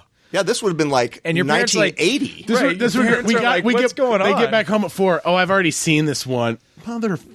No, I hadn't. I hadn't seen any. Oh, I didn't. This was all fresh. These were like new shows to me. I didn't care if it was a rerun. If I had seen it before, I was like, sweet. Yeah. I'll see this one again. So all you kids who have all of this Batman content, you don't know what it was like. When there was Super Friends, you had that one cheesy series. Yep. And then if you were lucky enough to get 66. You had to be in front of a TV at a certain time. Because there's no VCRs, Brock. There's no choice. I know. These kids don't understand that. You have no choice. Yeah. You see it. You are a slave. And you watch the commercials. TV. Yep. Charlie. So this is a hard question to answer because I can't tell you specifically my first Batman memory. Well, earliest because you can think of. I just remember Batman always being there practically. Right. Like I remember watching Batman Super Friends. onesie. I remember having a Batman Batmobile with like a battering ram on the front of it that I took apart and stretched out a spring on. Yeah. When I went to see Batman the movie, I'm sure I knew who Batman was, but I don't know what. Yeah. It's like, how do you not know who Batman is? Yeah. I remember through osmosis, you just get this stuff. Collecting the Super Friends figures. I remember watching Super Friends. I remember watching Batman 66. I remember when they used to do marathons, like once a year of Batman 66 on, I think, Channel 20. And I remember passing out in front of the TV, waking up and being like, crap, I don't remember this one. What did I miss? Yes, exactly. I don't remember like a time not being a fan of Batman. If you want to talk about my earliest memory, it's just Batman was always there. Yeah, well, I mean, I remember Scooby-Doo and Batman. I remember, yes, because Scooby was on at 3:30. Batman 66 was on. Well, no, I mean the actual crossover. An animated crossover. That one was so good. Yeah. Loved that one. I think it's just genetically ingrained into the human Scooby race. It's just you automatically, when you're born, know who Batman is. Yeah. Right. And I remember when the '89 movie came out. As a kid, I pestered my parents into taking me to that movie over and over and over, to the point where I remember occasionally they'd take us to the drive-in, and we'd be at this movie in the drive-in, and the movie next to us would be playing Batman again, and I'd just be watching that screen instead. Oh God, Batman! Tim Burton's Batman is just so good. I remember getting the Tales of the Demon trade from used from the library and just reading it to death, and Batman was always something I was aware of and collected in various forms. Brock, we're going to start with you. Oh shit! Now, the pressure. It's no pressure. It is. It's a lot of pressure. It's a lot of pressure. What is your favorite storyline of Batman? Oh, fuck, man! You start me on this one. Have you not had a week to look at these questions and come up with some idea of the answers before we sat down to record this podcast? There's just a lot of good ones. Well, choose one. You can pick a storyline or an individual story. I know, or an individual story. Annual 2. Yeah, I mean, it was really good. I mean, overall, I think I keep going back to Hush, just because the art. Like, I love Jim Lee's art. I love the Rogues Gallery that's in there. It's got it hits on every note. It introduces Hush, which becomes a really cool villain in the Batman Rogues Gallery. So yeah, for me, I think it's just, and honestly, that's one of the first books you handed me when I came back to being into comics, when I first came back to the shop. Yeah. And I just, it resonates, and like I have it in trade format. I have it in absolute format. Like, I'm constantly sitting there going, I need to buy that, local comic shop day variant version.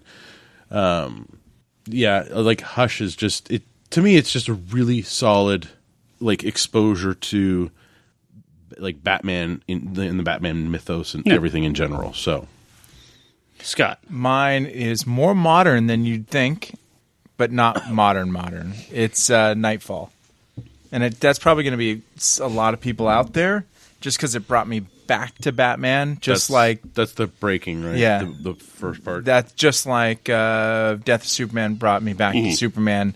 For me, it was the first time coming back to characters is so morbid. Yeah. It was, and I guess I had been reading Batman on and off at that time, but I felt like this was the first time I had experienced something that I loved, a prolonged storyline for Batman. Because a lot of Batman is one issue or two issues. Mm-hmm. And that's one of the things that I loved about Batman, was that you could pick up any issue and either have to go back one or wait for one more, and your storyline would be tied up. You were good with just what you had. Or you were good with what you had. So I really liked the length of that story, and I loved the story. I mean, Bane was... I was like, if anybody's going to do a villain, that's how you got to do it, because it made him ultra at that point. So that was it. Kevin? Do you know how hard this question is? Like, you made it. All the others, I know my immediate answer for all of them. I didn't even have to think. This is the one. So I could do a Bryce Larson and have a pick. Please don't. And an 8-way tie. Do it. Do it. But I mean, just thinking of the history of Batman, like, I love Year One. I love the O'Neill and Neil Adams run. I love the Steve Englehart, Marshall Rogers run. Arkham Asylum. But I'm going to pick also a more modern more modern than Scott's. More modern than Brock's. Ryan, you may appreciate this answer. And I've thought about this a lot, because this is actually one story. When you step back and look at it, it's one story. It's Grant Morrison's Batman run, which at the time it seems like a series of story arcs, but it's actually all telling one giant story. Mm-hmm. I think it's I think it's brilliant. It's not my favorite Morrison, but it's so cool to see him, and I'm not saying this is a negative thing, boxed in and doing like traditional monthly superhero rather than just being able to go indulge his wildest fantasies, which I also enjoy his wildest fantasies, but I mean, it's fun to see him flex a different muscle. And I think that him painting on this giant canvas with, you don't realize until after he's done that you've been reading one giant, long Batman story. And that's Morrison. Yeah, and just the work to lay that thing out. Yeah, that's my pick. Tales of the Demon. That's a good one. How do we... The thing you don't understand, like in my head, is Tales of the Demon solidified in a way my devotion to fandom, like in a really weird way. Because, like, as I said, I read that. I've experienced a really weird way when we got rid of a sword and you literally were going to pound me into the pavement if I didn't hand it over. Charlie, will you just, for enlightenment's sake, just tell people what that is? Because Tales of the Demon is... Because not everybody might know it by that title. Tales of the Demon basically builds up Ra's al Ghul. It sort of starts with the introduction of Talia and a sort of like short story with her that then leads up to Ra's al Ghul just walking into the Batcave, basically. That's right. Yeah, it is. Okay, that was a fantastic story. It's amazing, and it kind of builds up from a like, is he an ally? Nope, he's an enemy. You get into sort of his immortal past with the pit, and just this long, epic sort of question of, is he the good guy, bad guy? Will he be Batman's ally or enemy? It's great. And the reason why I say it really solidifies this idea of like fandom to me, because as I said, I read that story over and over and over. And I remember like vividly watching the same, like it was a different story with Vertigo and stuff in Batman the Animated Series. But when they introduced Talia, and at the end of that episode when she's like radioing her father, and just like my jaw dropping. And then when they got to actually tell that story in Batman the Animated Series, like that was a huge... So that blows your mind too. You're like, okay, I got to read it. Now I get to see it. Exactly. And that, for me, just sort of solidified this idea of all these comics I love, all this stuff is starting to show up in other mediums, and like it was just like making all my childhood dreams come true. So the fandom that we're talking about is somehow we got the cane sword from Batman Begins in the shop, and Ryan didn't know what to like. We were moving the shop at the time, and Ryan's like, "Get rid of it." I'm like, "I'll take it." And then I'm like, "Cool." And then Charlie's like, "What's that?" I'm like, I don't know. And we open it up, and Charlie's like, he literally snatches it out of my hands and says, "It's mine." I'm like, "Huh?" And he's like, and he stares me down. I'm like, okay, Charlie, take it, man. It was Ducard's sword. Yeah. But I have a PSA, read Charlie's recommendation. I just want to confirm that. Okay. For anybody who's going to track down what he's recommending, and you should, because it's really good. Have they reprinted that recently? Yeah. Okay. There's a trade with a classic Neil Adams cover where he's like Batman's on his hands and knees, and there's a dead Robin. That's a great cover. The interior of that is the horrible recolored artwork. The original trade with a less cool cover has the classic artwork. Good cover, bad interior. Bad cover. I don't want to say interior. bad cover, but yes, that one. I like that cover. It's not a bad cover. The older edition, you will get the better interior. The true question, Charlie, how disappointed are you that they have not done a deluxe size hardcover? You do realize, well, with the bad coloring, they have an omnibus of the Neil Adams stuff, which has it in it. So I have it.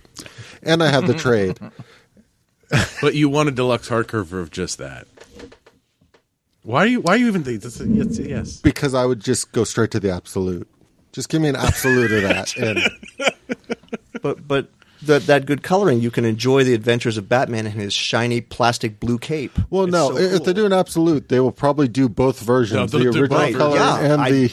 I don't know why it hasn't happened. Look at the good stuff, and look how we fucked it up.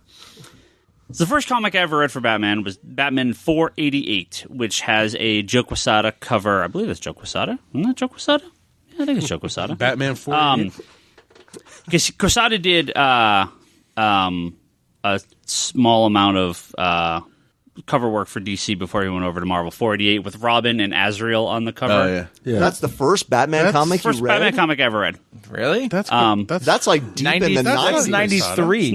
It's like end of 92. Yeah, 93. Yeah. No, TC 92. I thought this was Joe Quesada, but it is. No. Who is that? That's not Joe Quesada. That's oh God, what's his name? Pretty No, it's not. He did covers in here. Lane, who is it? I thought it was Joe Quesada. Lane walked in quietly. Well, it's Travis. Yeah, Travis Pratt or Trey. Is it? Oh, I don't remember. Travis Terrell. Oh, Travis that is Johnson. Travis Terrell. Oh, this is like pre-Wildstorm stuff, huh? Cliff radio. Yeah, Cliff yeah. Clavin. Shut up. I'll punch you. Wow. Did Joe Quesada do another cover then? Yeah. Okay, so maybe that's what I'm thinking. Anyway, Batman 488. This would have been like November 92, I think, is when this came out. It's cover dated January, so I'm going to say November 92 when this came out. I got this comic, and I was like, this is an awesome cover. I don't know who this guy on the right is, but he's not Batman. But yet he's cool looking. I love this cover. I love the interior. I love the comic. Yeah, it's still Jim Aparo doing the artwork. And there was another book that came out that same, like the week before, the week after, or something like that. A little one shot called Vengeance of Bane. And the fourth issue of Sword of Azrael came out the same week as well, or the same month. So of course I was able to track down 1, 2, and 3. This leads directly into the start of Nightfall, right? Yeah. Which I'd never seen anything like this. I mean, I've been reading comics for a couple years at this point, right? Not very long, but a couple years. And the idea of Nightfall just kind of blew my mind as a kid, right? We'd had the Death of Superman stuff, which would have been, I think, right prior to this. Death of Superman was like the summer, right? Yeah. Yep. Spring, summer, and that was previously huge, but it was still kind of. It was contained within. Was it still going on? It must have. Yeah, it was still would have been going on at this point. Yeah. To me, something about Nightfall felt like it was just so big at that time. The Superman was too, but I think we were like in Funeral with a Friend at this point. Like we weren't into the return of Superman, which is when Superman gets huge. I think Scott said this before. This is kind of the first time we really get something that's a Batman story that's not just a little thing. This is a this was the first Batman crossover. Things are happening for a year. And there are stories or 2 years. There are stories that were threaded together. Yeah, but that's so. The way I kind of look at this is they were still dabbling in the idea that most of these issues could be read by themselves. It was typically like a last panel that would be like, ha, ha, ha, see?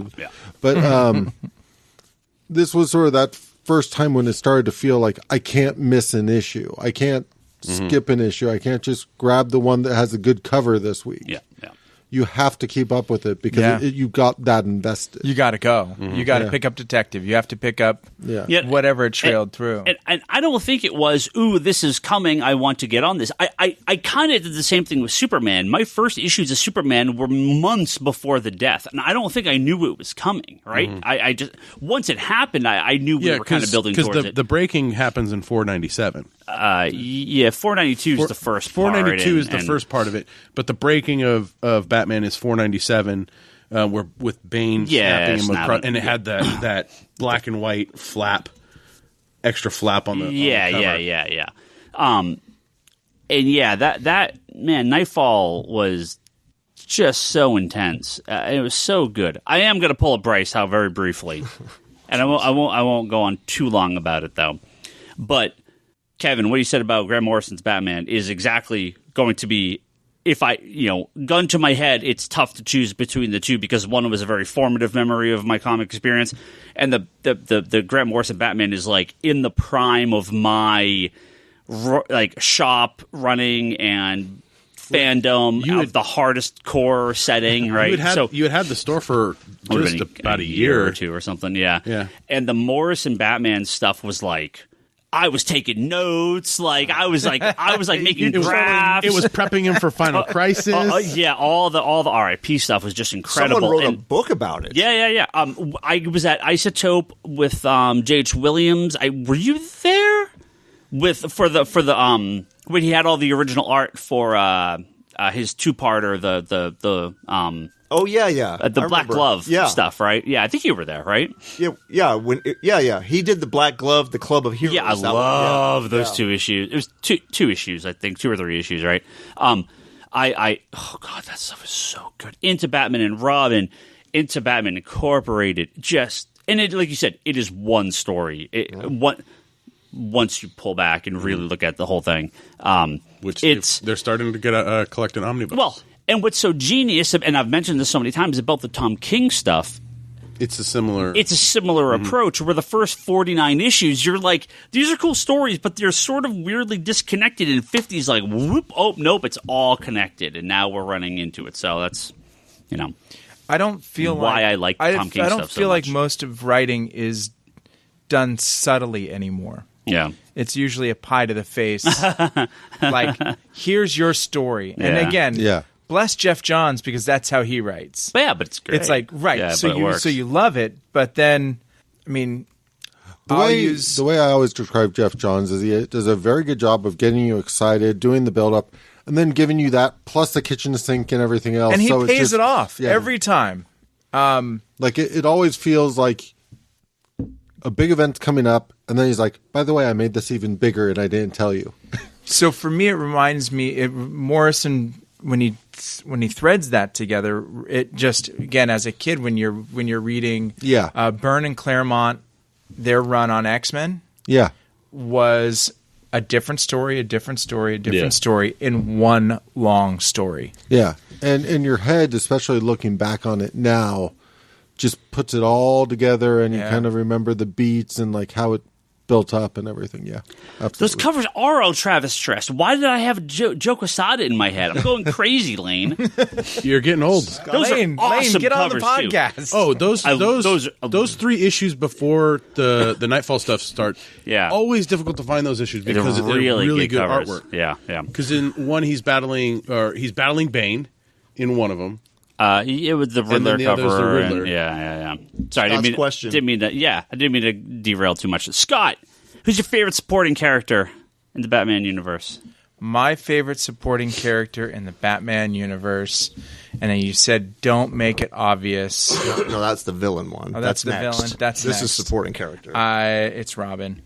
It's Which one? Dick Grayson. It's Dick Grayson. I should say it's Dick Grayson because I like the way he's one of very few heroes that's grown up in comics, from a boy to becoming Nightwing and lead the Teen Titans and the problems he has there. And I love Dick Grayson. What do they call him now? Chard? What's his name? Rick. So I do not love Rick Grayson, I'll tell you that. No, which is part of my hate. I'm going to go with Commissioner Gordon. And I think we talked about this on some subject. It may have been BVS or something. But my jam from being a kid, you give me Commissioner Gordon on the roof with the bat signal, trench coat, pipe. Always works. It hits you every time. I'm in. It is always cool. It will never not be cool. Have you ever been Commissioner Gordon for Halloween with a bat signel? No. You should. That seems like a lot of work to get that. I could use my little pocket signal from WonderCon. Exactly. That'd be a cool costume. But I do like. I say I prefer the Commissioner Gordon older than Batman. I don't like kind of the retcon of them as the same age. Yeah. Like kind of with the Gary Oldman in the movie. Yeah. Like that. He's older. Yeah. That's my preference. You want him? He's young. He's in his early 20s.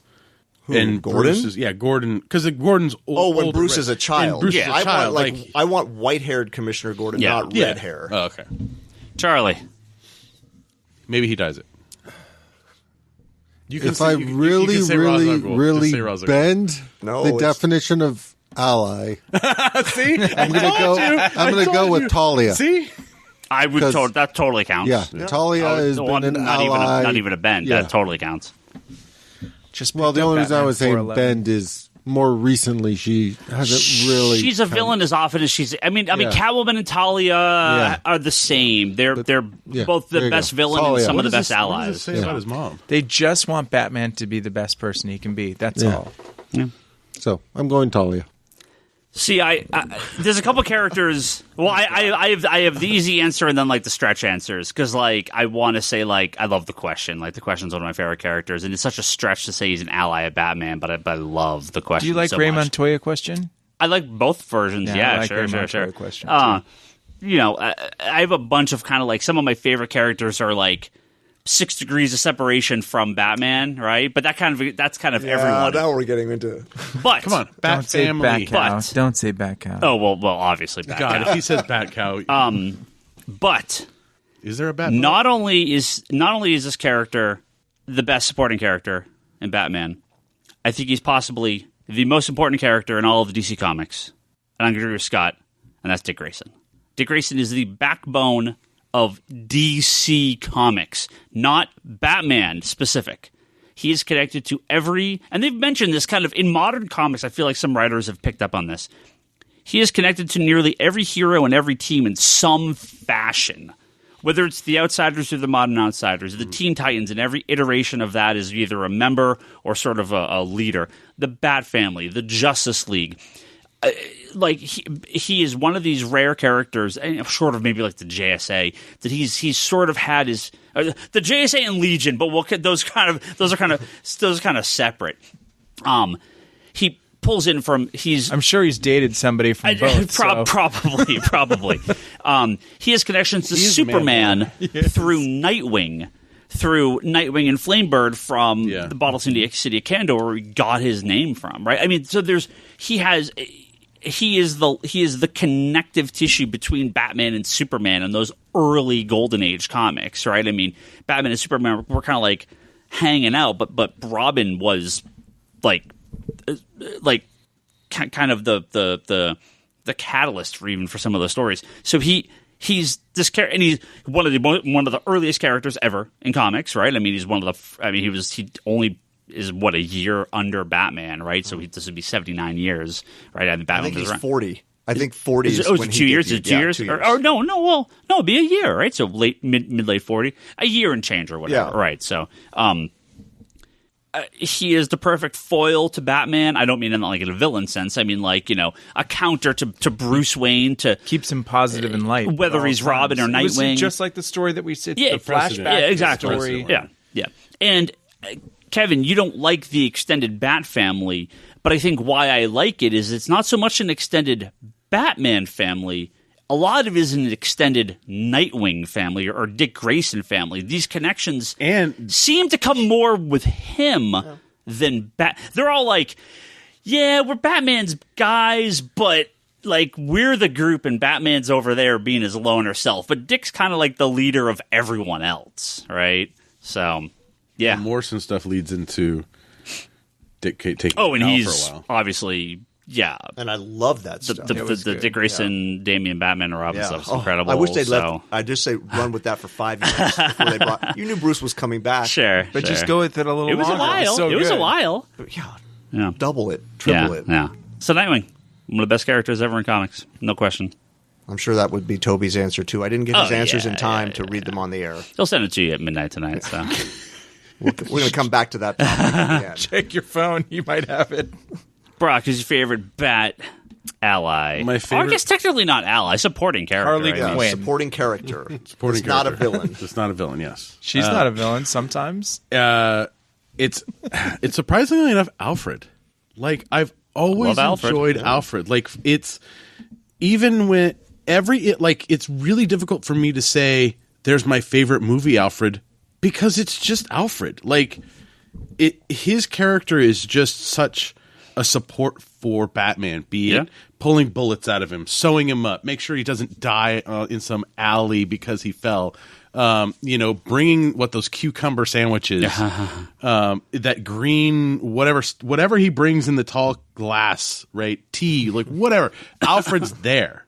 It really in the Batman Annual 3 that Tom Taylor wrote. The current one, just fantastic kind of telling from Alfred's perspective of what it was like to take on Bruce and be Bruce's caregiver, be his guardian, and it's just I think it's like with Jim Gordon for you, Kevin. For me, it's like anytime I see Alfred, it's reassuring and it's like that foundation. You're like, yes. So anytime they're like, oh yeah, we're gonna kill Alfred, I'm like, you motherfuckers, don't even think about it. Don't do it. But yeah, and again, it goes back to, they have those really great conversations, like in 50, where him and Bruce are talking, and he just makes the side comment of, "You look like your father," right? Like those little nuanced details. So for me, it's Alfred. Kevin. All right. Favorite villain. Okay. You could say Joker if you want. I didn't put this restriction on here. I didn't put it as a restriction. I just put it as a suggestion. So I can't pick Harley. I get it. I know that's why you put it there. Well, so I have... hold on. Is there anyone at this table outside of Charlie and maybe Brock that wouldn't say the best Batman villain is Joker, period? The question is your favorite. Yeah, no, but I mean, on a list of the best villain for Batman, it's Joker, and then kind of like, I guess you can also pick other people. Charlie would pick Ra's. I guess you can pick other people. But I mean, it's going to be so Joker's kind of already accepted as like not only Batman's greatest villain, but probably the greatest comic book villain of all time. Possibly one of the greatest fictional villains of all time, not even counting comic books. So you can choose something other than Batman or other than Joker. We'll just set the Joker aside. Yes. So I'll answer it this way, and I have an easy answer for this. I spent many hundreds of dollars on an art commission featuring my 3 favorite Batman villains. Sweet. Catwoman, the Penguin, and the Riddler. I also like Man-Bat a lot, but I don't know that he's a villain anymore, or I don't really know what... I'm setting him aside. Sure. The Riddler is my favorite Batman villain, and by that I mean green leotard covered in question marks with a purple mask. I don't want a bowler hat. I don't want a green jacket and a cane. No. I want straight purple gloves, leotard. So 66. Oh, God. That Frank Gorshin on the Batman 66 is, to me, one of the great comic book performances in the history of realizing comics as live action. Perfect. But anyway, the Riddler's my favorite. His performance on Batman 66 was my favorite of all the villains. He's just on Batman 66. He's on Christopher Reeve Superman level for me. Perfect. Yeah. Nice. It's Ra's for me, and of course. That's fine. In a way, I would say the way they presented Ra's is very similar to the way they presented Bane in Nightfall. Yeah. Just that sort of like bringing this guy who doesn't necessarily beat Batman, but can think at the same level as Batman. And sneak him in, because Talia came in first. Yes, Talia came in first, and she kind of mentions her father. Right. And he's this guy. And you don't know much about him, and then he just shows up in the Batcave and is like, oh yeah, I figured out who you are. How's this guy in the Batcave? Yeah. And those family barbecues just are very, very, very quickly kind of sets Ra's on Batman's level in a way that no other villain for me at that point had done. It's tough. I actually Batcat. There's so many of them that are so good. One kind of jumps to mind faster than the others, and so I'll go with that one. I actually had a hard time with this one. I think it's Two-Face. Okay. I love Two-Face. Two-Face is great. Yeah. Especially the modern animated series, Dark Knight, he's always been, friends with Bruce Tommy Lee Wayne. Jones. A little less with that version. No, but you're talking about more of the fractured psyche where there's still part of Harvey in there. Yeah. The Harvey Dent parts of the modern Two-Face stories make him great. Right, because you see he's not quite gone. There's always that little crack where he comes out, where a lot of these guys are either just criminals to be criminals, but he's like still almost fighting back a little bit. And the different turns between like No Man's Land and that kind of stuff where he gets to step up as a hero are always great. And I would say that although it's probably the least famous issue in hindsight, Dark Knight Returns #1, which is the Two-Face issue, I think is the best issue of that whole series. Yeah. I think that's a great Two-Face story and just a great Batman story. Yeah. Brock, you could choose Harley, but you could choose someone else too if you would like. I'm actually going to go with a team because it makes it so much easier, and I get to include the Legion of Doom. No. Honestly, Royal Flush Gang. Honestly, it's the Gotham City Sirens. Like, for me, that group of is Harley in that group? Yeah. The Sirens? Yes. Yeah. Founding member. Yeah. It's like the I thought it was like Poison Ivy. It's the Dark Trinity, right? It's Catwoman, Harley, and Poison Ivy. Just because I like that dynamic of they're just a great mix of characters, and I just like the odd couple nature of that book original. Yeah, like it's the stuff that they kind of they're on the fence of whether or not they want to do good or whether they want to be left alone or whether they want to do like bad. Like I like that kind of dynamic, and so for me it's the Sirens. Partly because it's just a cop out for not just saying Harley, but saying Harley. Scott, favorite villain. So my favorite villain, Kite Man. Come on, nobody says hell yeah. Is Arnold Wesker, the ventriloquist. Oh. I just like the fact that the guy is a normal dude, and he has a creepy, like, live ventriloquist dummy. Is it alive? Yeah. Are you sure? I don't know. The character showed up on Gotham recently. Yeah. With the Scarface dummy. I mean, again, you guys have chosen some good ones. I mean, I probably would have chose Raish, but I'm like, you know what? I almost like it every time he's in because he's so.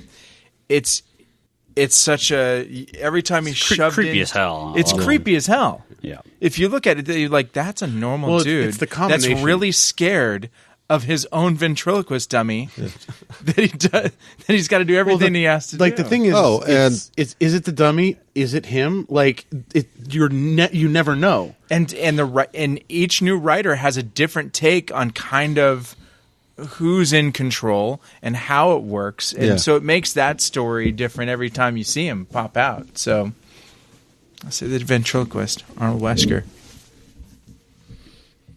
Charlie's question. Favorite version of Batman outside of comics? Outside of comics. The animated series. Like, Kevin Conroy voicing Batman is... He's who I hear when I read Batman comics now. That's not even hard anymore. Yeah, I don't know that the Nolan version of Batman is my favorite version of Batman, but I love the Nolan Batman movies, obviously, especially Dark Knight, a ton. Specifically, favorite version of Batman outside of comics, yes, I don't think there's really a choice other than Batman the Animated Series for a lot of people. That is just, for especially a specific age group that a lot of us are, that is distilled perfection of at that point what it would have been like 55, 60 years of Batman or whatever, 50 years of Batman. So yeah, hard to beat the animated series. I don't think there's a real second runner up for me. For me, it's actually the version I like the most is I would say the Batman Arkham City from the video game. Yeah, like I really enjoyed. I don't play video games, so I don't know. No, I'm just having fun going.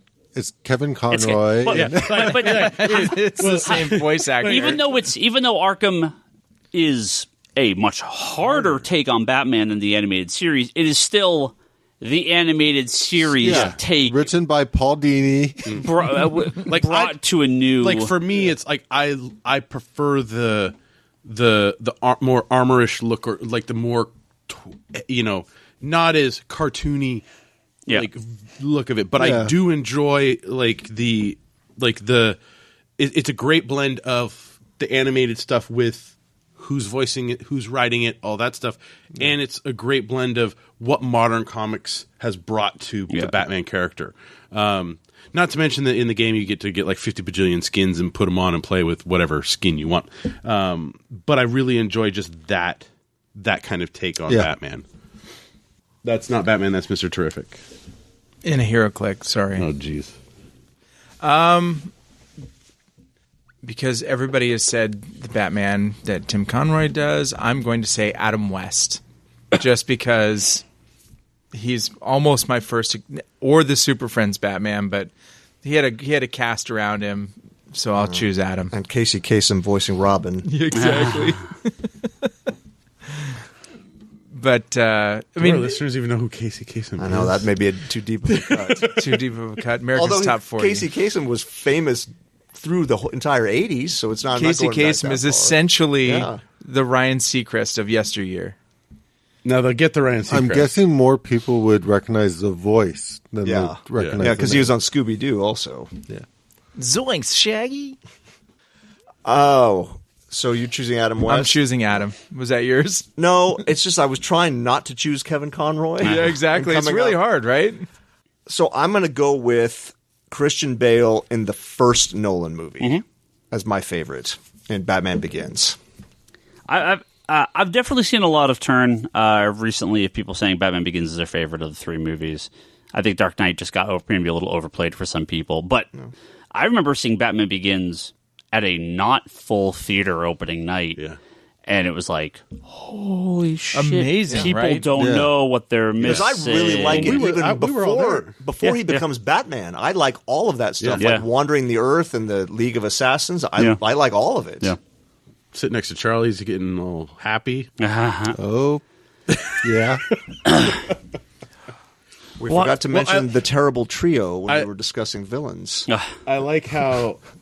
Oh, dear God. It's the gang with the one guy has a shark head, one guy has a fox head, and one has a bird head. Jesus. Oh, wait, didn't they? They brought that in they were on the animated series. No, they brought it in the detective stuff when Alice was Let me big. see that. What number is that?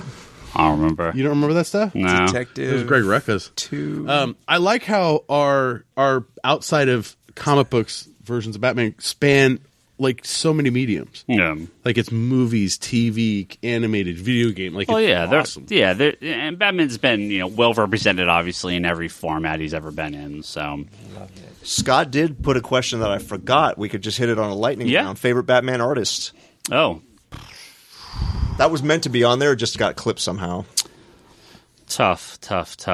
Well, what's Ryan's question? Oh no. Man. He started. Well, I know. I mean, we can all just everyone could just go. Yeah. Everyone could just Okay, go. I'll go. Although I was surrounded by Adams my entire I childhood. do like Jim Aparo. Go Jim Aparo. Yeah, that. He's the Toon Tumbler. Yeah. Oh, yeah. Alex Ross. I'm just going to go Alex Ross. Why not? I love Jose Luis Garcia Lopez's. Oh yeah, his version of almost every DC character is perfect. Yeah, and his Batman just. I'm assuming Aparo sort of. They're so close. Their takes. That was like the DC style at that time. Even so. Aparo was first, and Garcia Lopez synthesized that for the late 70s. That's based on him. Yeah. Okay. It's that long ears. Yeah. Blue, gray, yellow circle. Which I guess also comes from Neil. Right. Sort of. It's that Neil Adams costume. And if you guys are choosing those two, then I'm choosing Neil. You're choosing Neil Adams. Yeah.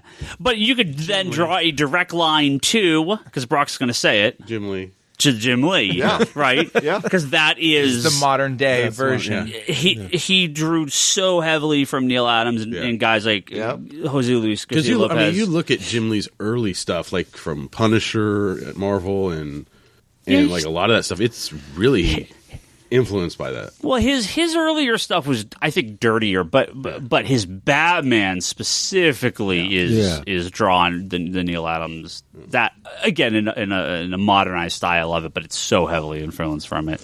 And Charlie, of course, I know what Charlie's going to say. Kelly Jones. Oh, you said what'd you Alex say? Ross. Oh, Alex Ross. Oh, I thought you were going to say Bruce Timm. Nobody's choosing Kelly Jones. I really was tempted to choose Bruce Timm, but I decided to go with Alex Ross. Yeah. Even though I will say this: Jim Lee, Alex Ross, and Bruce Timm are blind buys for me. Like I'm not an art guy, but you put any of those artists on Jim Lee. I'm not going to insult Alex Ross or your taste for Alex Ross.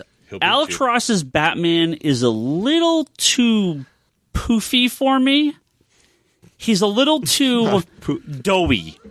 Yeah, there's something about his he's retaining I like water. his Superman a little doughy, but the Batman comes off a little something.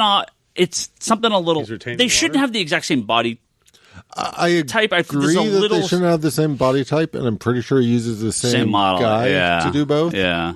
But no, I really like the look of the cowl and the suit and everything is perfect. I just want him to turn about 15 pounds of that into muscle, and I think he's perfect. Because Superman, like to me, is just like a wall. Like the way Alex Ross draws him works. He's not Superman is not like muscular. Like he's there. He's built. Yeah, Alex Ross did a painting, a Dick Sprang tribute. Oh. It was a Dick Sprang did the original, and Alex Ross painted a new version. You should see.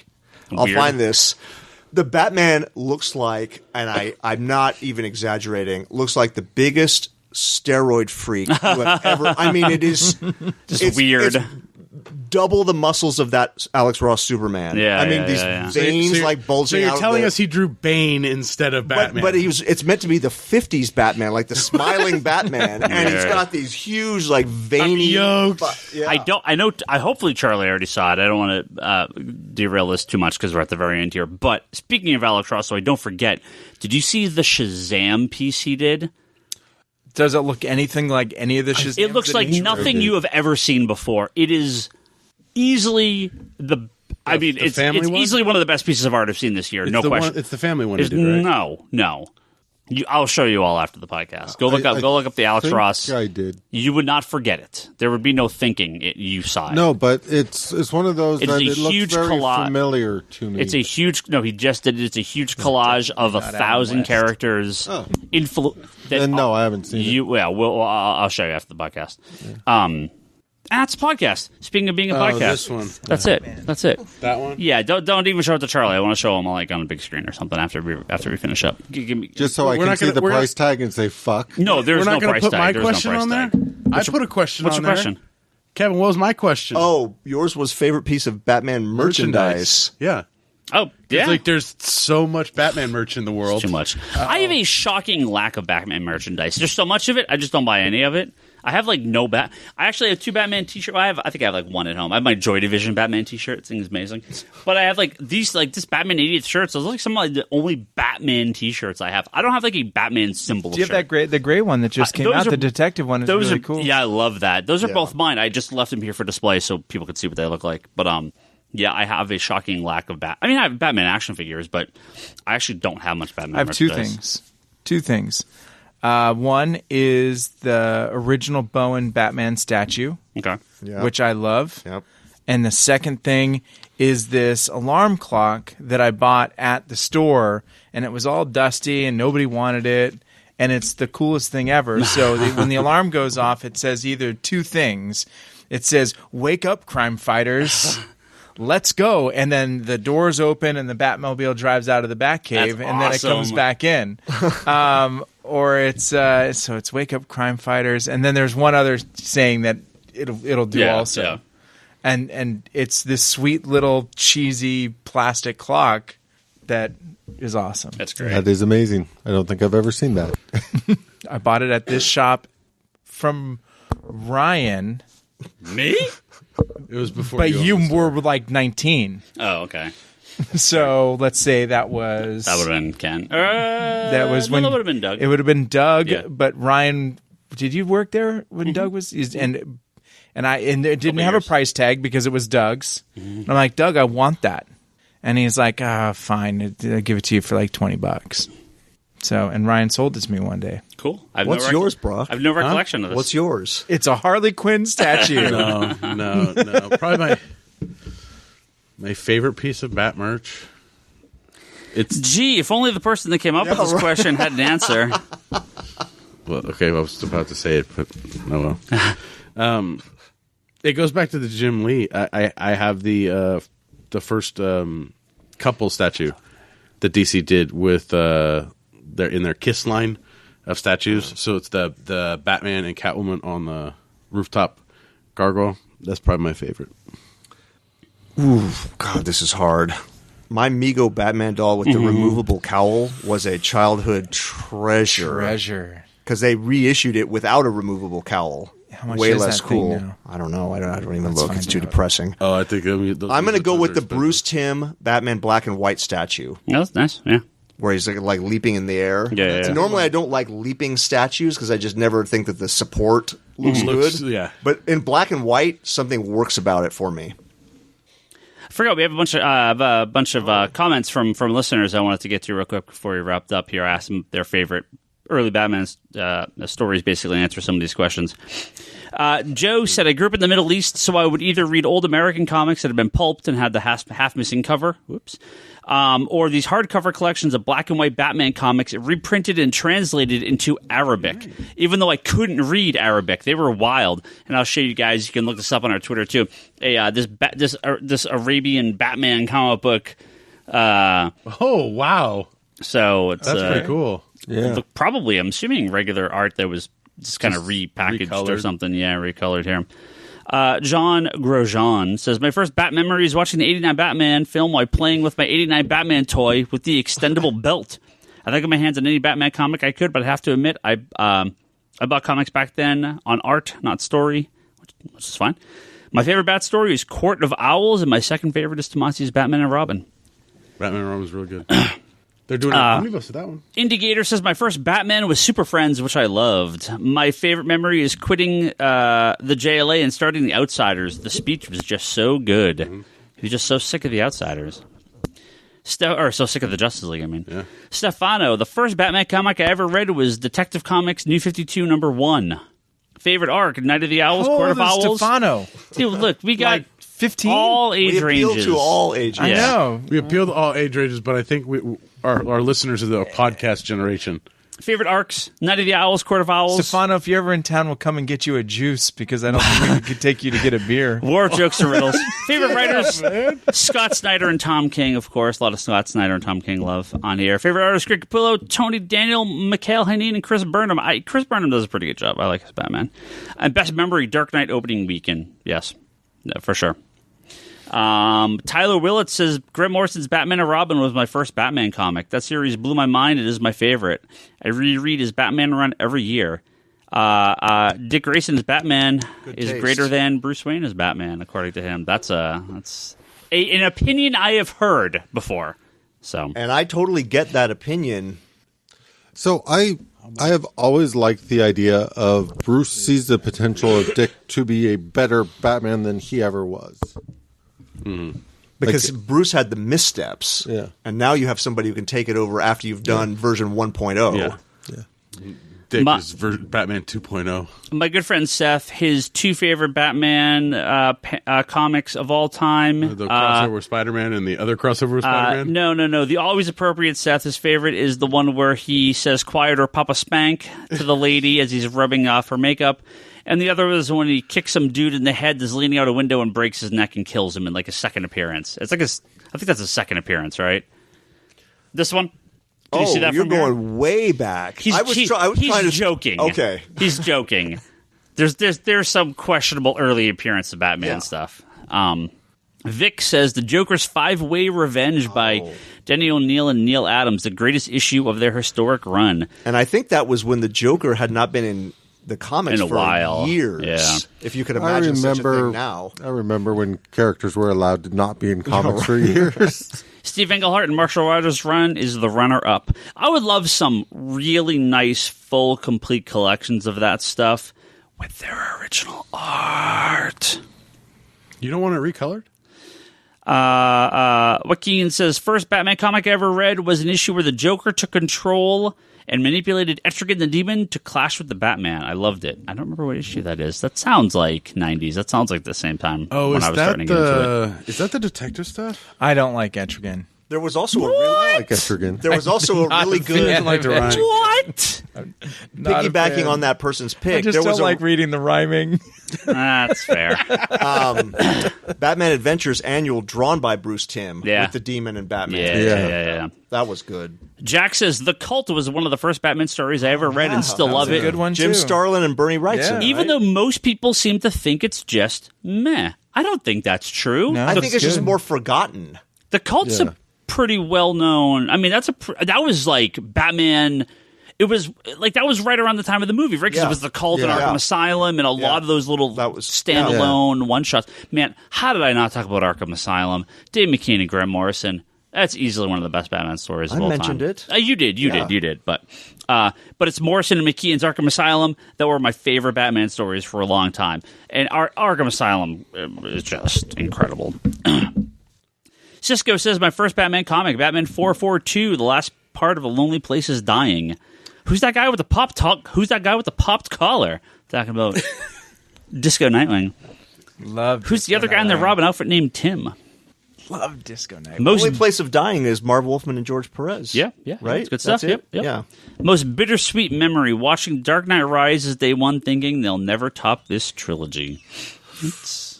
I mean, they haven't yet. Well, I also have a bittersweet memory of watching The Dark Knight Rises. Perhaps it's a different conclusion. Fortress of Comic Dude says, I love the Morrison run, but The Long Halloween is probably my favorite my favorite Batman story of all time. And Long Halloween is very, very good. Ulysses says, my favorite Batman story is I Am Bane, between Bane and Batman fight. Very brutal. Yeah, I did like that quite a bit.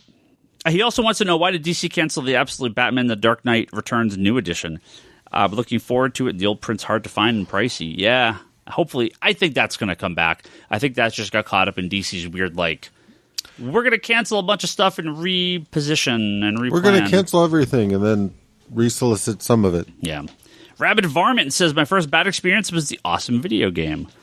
I'm going to assume he means Arkham and not the Batman for the NES, which would be another awesome Batman game. That's a really good game. I remember playing Batman for my Game Boy. Yeah. Oh, you remember the handheld Tyco? Tiger. Yeah. Yeah. Oh, man. The Page Turners podcast says, I remember watching an episode of Entertainment Tonight in 1996 that revealed that Bane would be one of the villains in the new Batman movie. I was super hyped because I loved Bane in the animated series. Well, we all know how that turned out. He says, but one of my uncles gave my grandfather the 1989 Batman film on VHS for Christmas. He had no interest, so he gave it to me. Looking back, he probably still thought Batman was for kids like the Adam West version. I was 6, and that was the start of my love for superheroes. Here, 6-year-old. Batman wasn't for the kids in '66. Oh, it was. No, it was. The adults all watched that. They did, but they were looking. They got other stuff out of that show at like the time. The Simpsons. Yeah. Casey says the first trade paperback I ever read physically was Hush, and it was so good.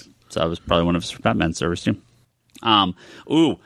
Here's something we didn't talk about, which I have to actually. This goes back to some of my earliest Batman memories.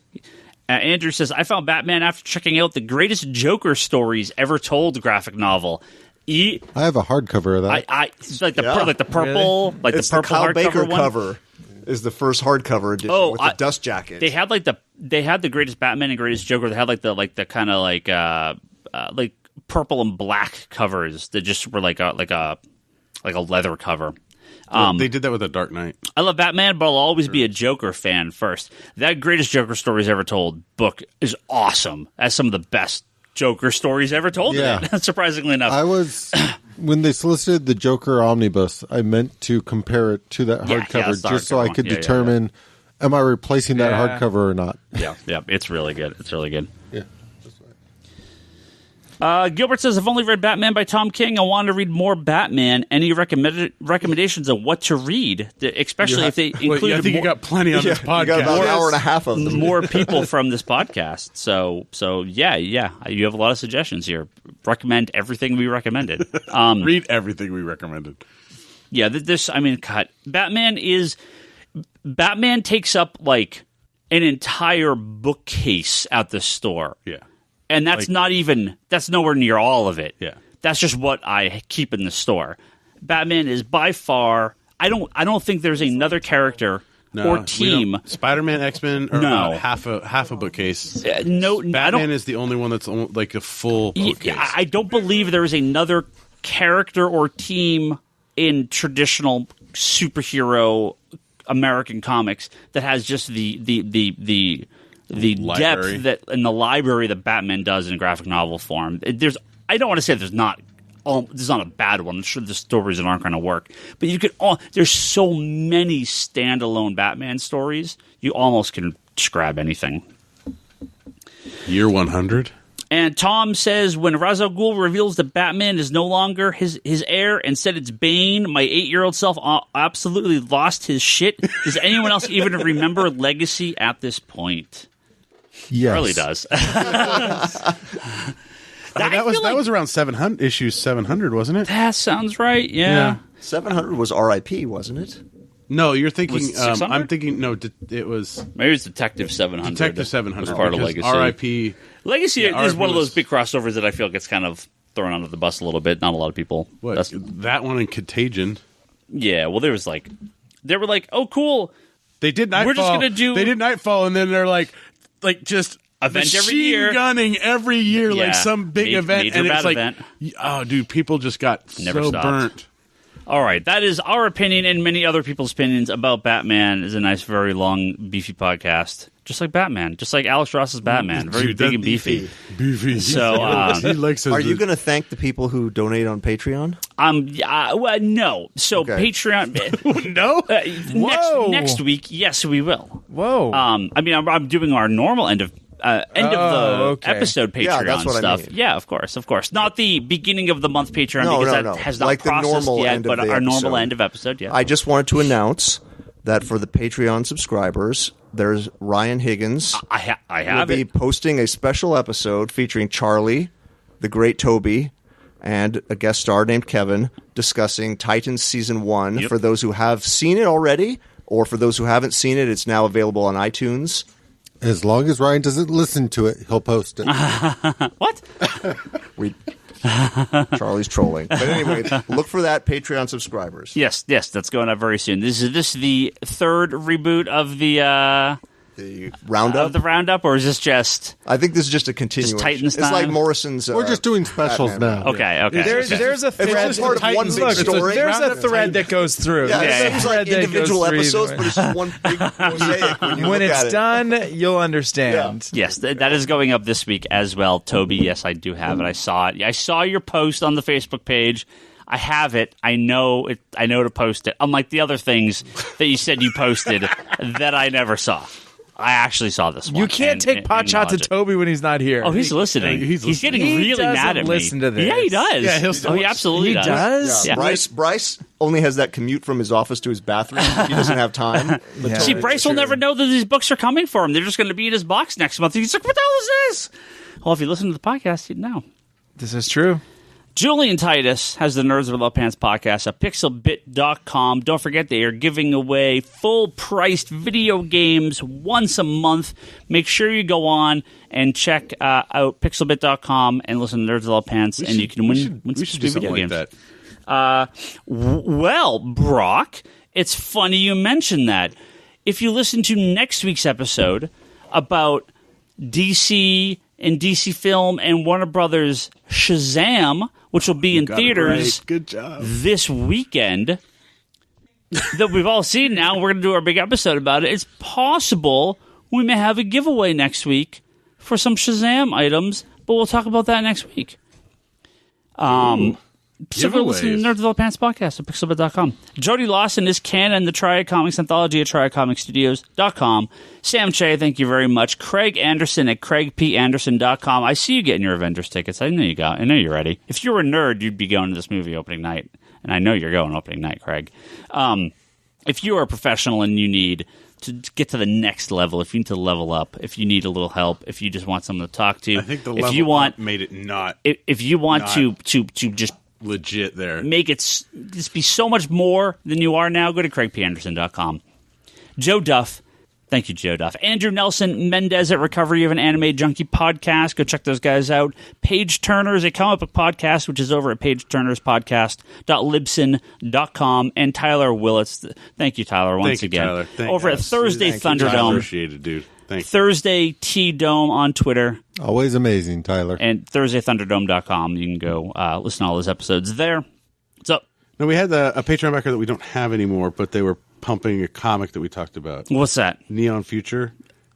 We still have Neon Future. They were the opening of this episode. Oh, they are? Okay. They sure are. Oh, well, you do the segment. Yeah, now, I forgot. because they got the whole opening. Neon Future. Well, now they have an ending, too. Yeah, Neon Future #1 hit comic stores last week. I have a sole copy left. It's amazing. Yeah. Like, it's really good first issue, Yeah. professionally done. Looks like a legit comic book, Yeah. which a lot of times the independent publishers really miss the mark on that. Yeah. But I'm super excited to read issue 2. Yeah. So I would highly recommend going and seeing if your shop can still order it. Cool. Or I think it's still available, last I checked. Or pick up the one copy we have. So We we'll got one reorder. left. Yep. Don't forget to go to comicconspiracypodcast.com, geekbox.net, and iTunes to find all our previous episodes. You can rate and review. It always helps. You can head over to youtube.com/comicsconspiracy and subscribe to us on there if you want to listen to these episodes over on YouTube. It's just another way to listen. The Comic Conspiracy at geekbox.net. That is where you can send some long-form questions. I have a couple that came in. I should get to those in a week or two. Notice he just said a week or two. When do we have a normal episode? We never have a normal episode. Patreon.com/Comic Conspiracy is where you can go to kick us a couple bucks for hosting this podcast. If you would like to, we get to give some credit out to our guys here and pay some hosting, and yeah, good times. Digital.comicsconspiracy.biz is our digital storefront. You can pick up some comics on there. Always lots of good sales, worth checking out regularly. Subscribe. You'll never miss an issue if you subscribe, and we get that credit every time. Helps out the store. Comicsconspiracy.biz, of course, is where you can buy all your physical comics. If you still got comics, the Detective 1000, lots of good stuff on there. Ship a couple times a week, so make sure you can sign up. And also, go to customer.comichub.com if you would like to sign up for a subscription service. We'll contact you after you sign up and choose Comics Conspiracy as your store, and we'll be in touch to get you signed up. ConspiratorBrock.com, that's Brock's blog, video pull list, unboxing videos. Yeah, I know I need to get those up, but haven't had time. But it's all right. They're coming. Wanders in the Fourth Dimension podcast. That's Charlie's Doctor Who podcast. And Etsy.com/shop/Leanne Hillart. That is my wife, Leanne. That is her Etsy store. You can buy some artwork from her on there. If you're over on Twitter, you can follow us. I am Ryan Higgins Ryan. Brock is Brock Sager. Charlie is Insanity and Chaos. Scott is CS Shea. Kevin Sharp is That Kevin Sharp. And the store is Comics Con Store. Please check out Geekbox, Comedy Button, Manga Machinations, and Infinite Binge over on YouTube for some other stuff that our friends on the network do. Make sure you follow them and tell them that we sent you. Thank you guys all for listening. Hope you enjoyed Detective Comics 1000. Hope you enjoyed Batman. We'll see you next week for Shazam Talk.